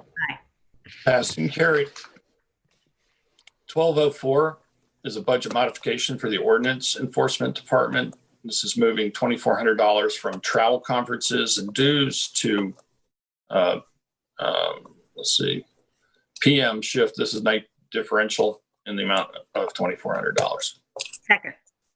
All in favor? Aye. Aye. Aye, passed and carried. 1205 is budget modification for animal control. It's moving $100 from uniforms to $100 in telephone. Second. All in favor? Aye. Aye. Aye, passed and carried. 1206 is a budget modification, Supervisor's Department, moving $35 from furniture fixtures to lease of equipment in the same amount. Second. All in favor? Aye. Aye, passed and carried. Budget modification, Police Department. This is moving $11,880 from uniform expense and $3,620 office expense to light and power in the amount of $15,500. Second. All in favor? Aye. Aye. Aye, passed and carried. Resolution 1208 is a budget modification for buildings and grounds. This is repairs general in the amount of $500 to repairs general in a different account line in the same amount. Second. All in favor? Aye. Aye, passed and carried. 1209 is a budget modification for buildings and grounds in the amount of $45 from water to a different water line in the same amount. Second. All in favor? Aye. Aye. Aye, passed and carried. 1210, natural resources budget modification. And that is moving $100 from one account to another. Second. All in favor? Aye. Aye. Passed and carried. Resolution 1211 is to 2020 retain law firm Picano and Scahill PC, and this is in the matter of the Extenet Systems Incorporated versus Town of East Hampton, and this is to at a rate of $200 per hour plus disbursements not to exceed $10,000 upon appropriate claim vouchers properly submitted. Second. All in favor? Aye. Aye, passed and carried. Resolution 1212 to extend contract EH 18063, the transportation disposal of non-recyclable solid waste, used tires, construction and demolition debris, and that is awarded to Winter Brothers Hauling of Long Island, and that is for a period of 1 year effective February 1st, 2021 through January 31st of 2022. Second. All in favor? Aye. Passed and carried. Resolution 1213 is extension of a license agreement for testing Deepwater South Fork Wind Farm. This is to allow additional land testing within the proposed cable route. The work is to only be conducted between 7 a.m. 7 p.m. on local roads, Monday through Friday. No activity shall be permitted on weekends or holidays. Second. All in Can we favor? have a roll call on this, please? Absolutely. Carol, would you do a roll call, please? Councilwoman Burke Gonzalez, Aye. Councilman Lees, Aye. Councilwoman Overby, Aye. Councilman Bragman, I'm abstaining for the same reason I've previously stated, that I would prefer to await environmental review before we do testing or any other work. Before we do environmental testing. Okay. Supervisor Vance. I want to make it clear, Sylvia, to make it absolutely clear, I think that all testing, all work that relates to the route on Beach Lane and elsewhere should be ordered in the Article 7 proceeding by the hearing officer there. That's a little clearer for you. Thank you, Jeff. I think your position's been made clear from the very start on this proposal. Thank you for that. Supervisor Slyak? Aye.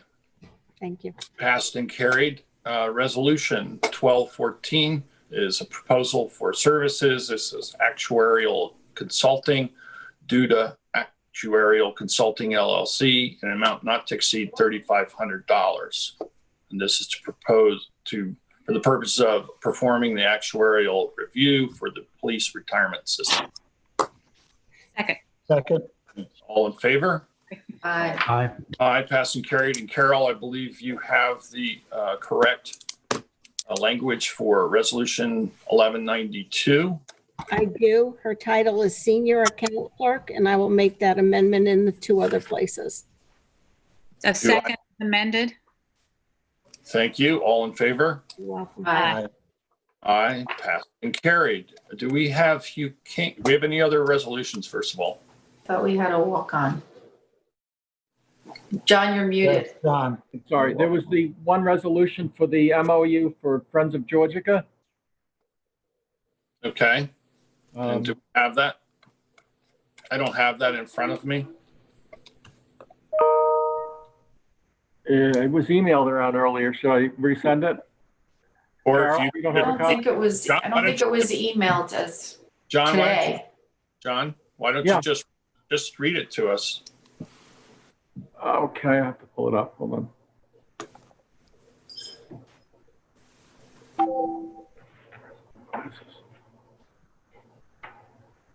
And our town crier is here with us. You will be right with you as soon as we finalize this last resolution. Found it.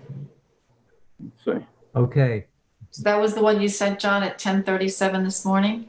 That's it. Okay. Yes. Kathy, you want to read it then? Sure. So it's resolution ID 23572, approved memorandum of understanding, Friends of Georgia Pond. Whereas the Friends of Georgia Pond have developed conceptual plans for the improvement of the Route 27 highway rest area in Wainscott to mitigate runoff into Georgia Pond.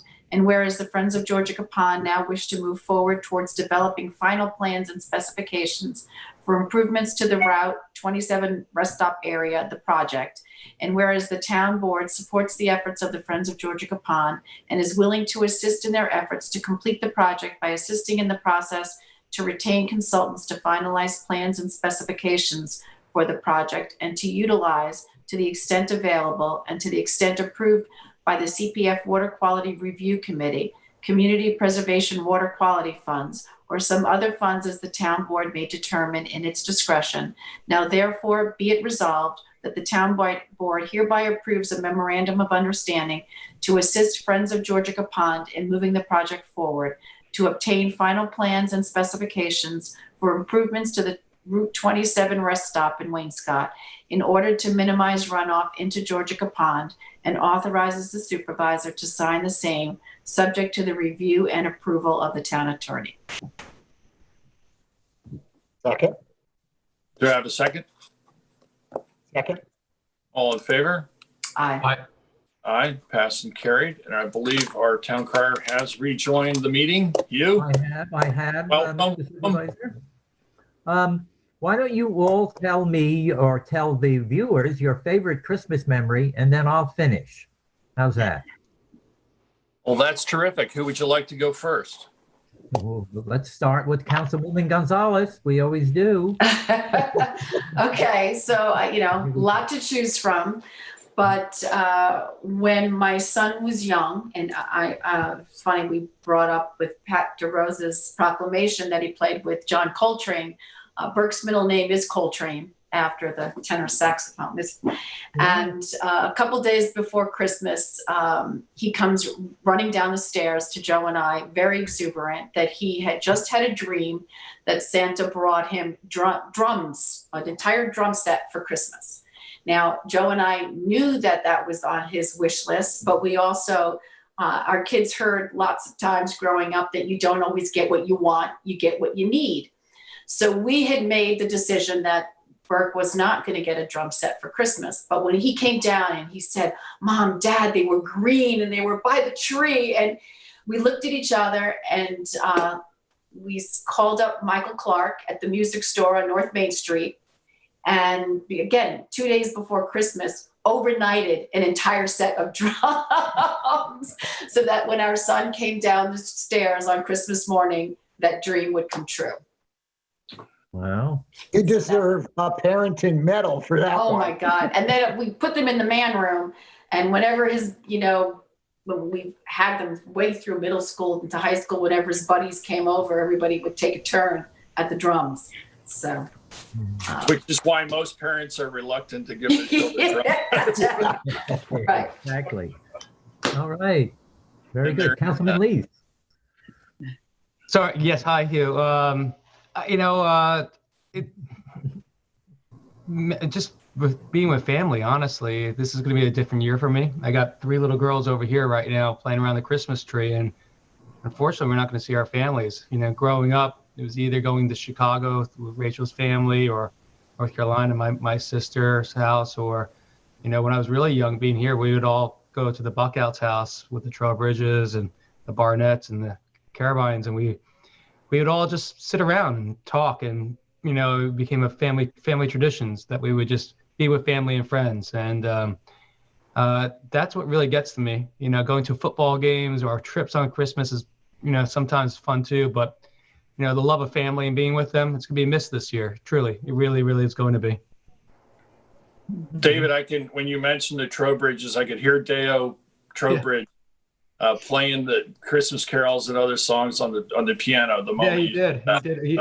I'm the little baby grand. Yes, he did, sir. Supervisor, I guess. Well, I have so many really special memories of the holiday season and Christmas. But I think when I started thinking about what was the most memorable, I have to say it was when my children were still quite young. But the eldest, my daughter Amy, was starting to really question whether or not Santa Claus was just sort of some myth perpetrated by parents. And there's talk around school that maybe Santa didn't exist. And so Thomas, who still was a firm believer, he was probably 4. We went through this ritual of putting out carrots around the oak tree in the front yard and sprinkling, a little bit of treats there for the reindeer, because the reindeer were going to come. And, it's always nice to have some food for them while the little jolly elf is coming down the chimney and putting out the presents for all the kids. And Amy would kind of almost roll her eyes. And it just so happened that particular year, we had a significant snowfall that started on Christmas Eve. And by morning, there was probably 12 inches of snow covering everything. So during the night, just after it stopped, I got up in the middle of the night and I put together some fake reindeer hoof on blocks of wood. And I walked around the tree in the driveway. and I took 2 long poles and reached out from the balcony and made sleigh marks on the roof and made it look like there were footprints going to the chimney. And when Amy saw that in the morning, I can't express how surprised she was. She was like, "Oh my gosh. So I think that's my favorite memory. Both of the kids were convinced for at least another year that there was a Santa. I think, and there is. Absolutely. Yeah. And I think you had as much fun doing that as they did seeing it the next day. No doubt. Councilwoman Overby. Yeah, I have 2 little short stories. One, it's amazing. It's with my son, who was born, my firstborn, December the 5th. So our Christmas was really spent, looking at this child and admiring him and thinking what a wonderful child he was. And we were so happy to, have him in our family.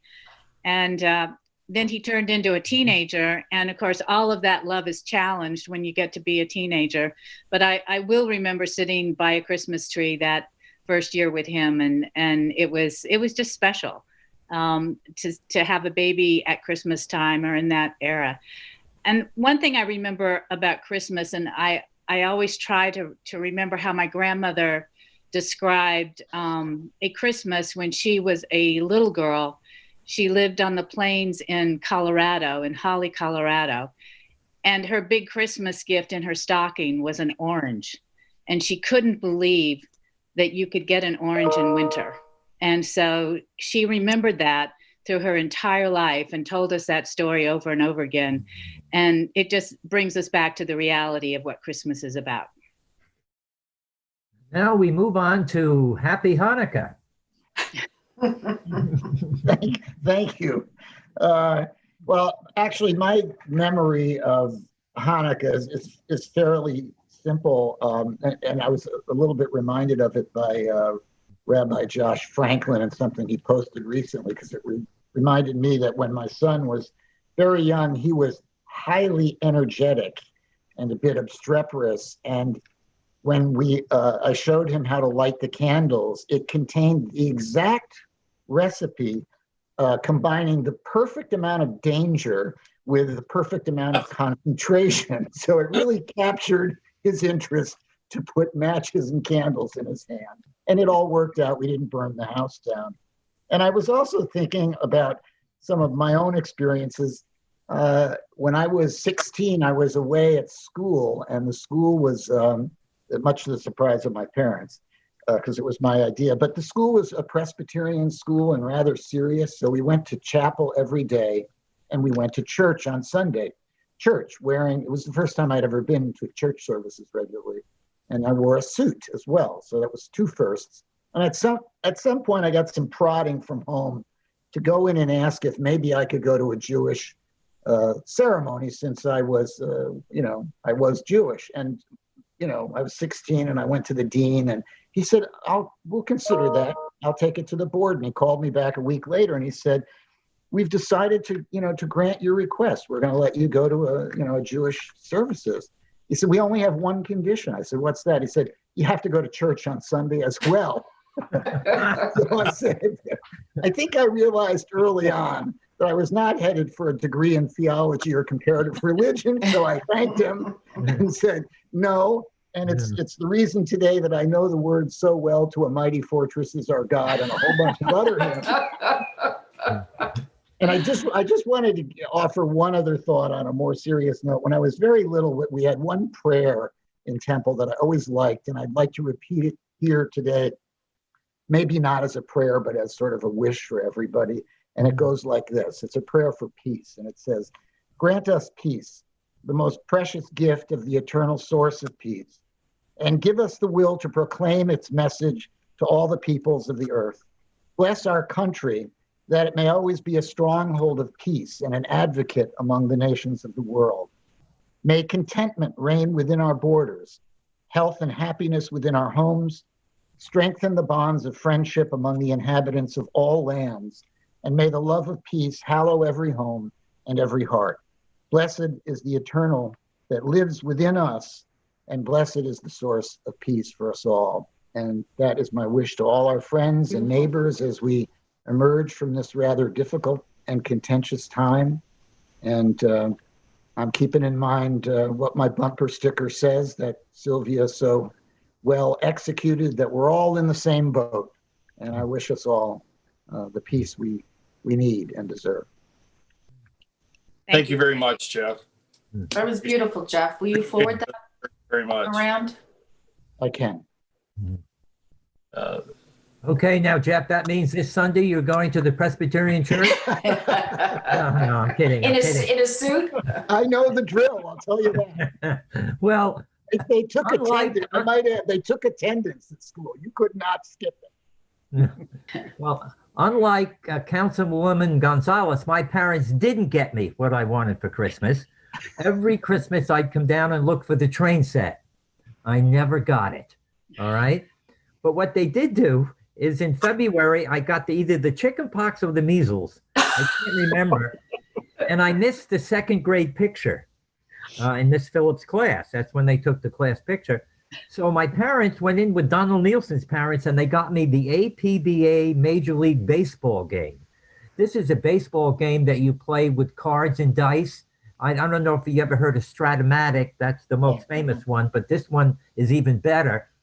And that was my present because I had the chicken pox. I do remember that, and I still have the game today. This is from 1951, and they still make that game. And the other thing I want to end with is after Councilman Bragman's wonderful story of the beginning of the Jewish Center, I want to remind everybody it wasn't always that way. You know where the first Methodist church was built in this town? In Amagansett in 1848. And where was it? It was on a corner of Windmill Lane and Montauk Highway. It wasn't Windmill Lane then, by the way. That building is still standing, by the way, that 1848 church. It was built in Amagansett because they weren't welcomed in East Hampton. And they weren't welcomed at Asherah Hall either. And it wasn't until 1899, when they sold the 1848 church, that they built the President Methodist Church in East Hampton. And that Methodist, that 1848 church is still standing. And in 1852, they built another church on 3 Mile Harbor Road called St. Matthew's. That building is still standing. It's down at East Hampton Point. And it was supposed to have a Methodist influence, but St. Luke's used it for a Sunday school, and the Calvary Baptist Church began in that St. Matthew's Chapel. It's before you got to the neighborhood house on the left-hand side. That's where it was. And in 1976, Dick Sage moved it down to East Hampton Point, and it's still standing. And the other thing I'll end on is the Catholic Church. When the Methodist Church in Sag Harbor went up for sale because they wanted to get a new one, a man named Mr. Burke bought it, and he was Catholic. And the people in Sag Harbor were not happy about that until someone from the Presbyterian Church gave $100 for the renovation of the Methodist Church to make it into a Catholic church. So Councilman Bragman's story is wonderful, but remember, it wasn't always true. And next January, our first meeting, the party's over. I'm going to start asking historical questions about East Hampton Town. All right? Have a good one. Thanks for waiting for me. Thanks so much, Hugh. It's great having you on again today, and wishing you and your lovely wife very happy holidays. Thank you. Thank you. So this is our last meeting of the year, and what a year it's been. We've faced numerous challenges, mostly driven by the pandemic. Our community has come together and really helped get us through what have been difficult times. And we are facing a continuation of more difficult times before this is all over. There is hope in the new year. Vaccines are being approved and circulated. And we hope by the middle of next year, they will be widely available to all within our country. But I think at this time, I just want to reflect a little bit on the year. And I want to give a special thanks to all those who've helped and come together to make this such a wonderful community, whether it's good times or bad. And first and foremost, I want to thank our frontline healthcare workers, our first responders who have kept us healthy and responded to the call in what have been really dark and dangerous times. I want to thank all the essential workers, the grocery clerks and the truck drivers, and all of who've helped with the food pantries and the volunteers there. All of the community members who have generously donated their time and their wealth to help others.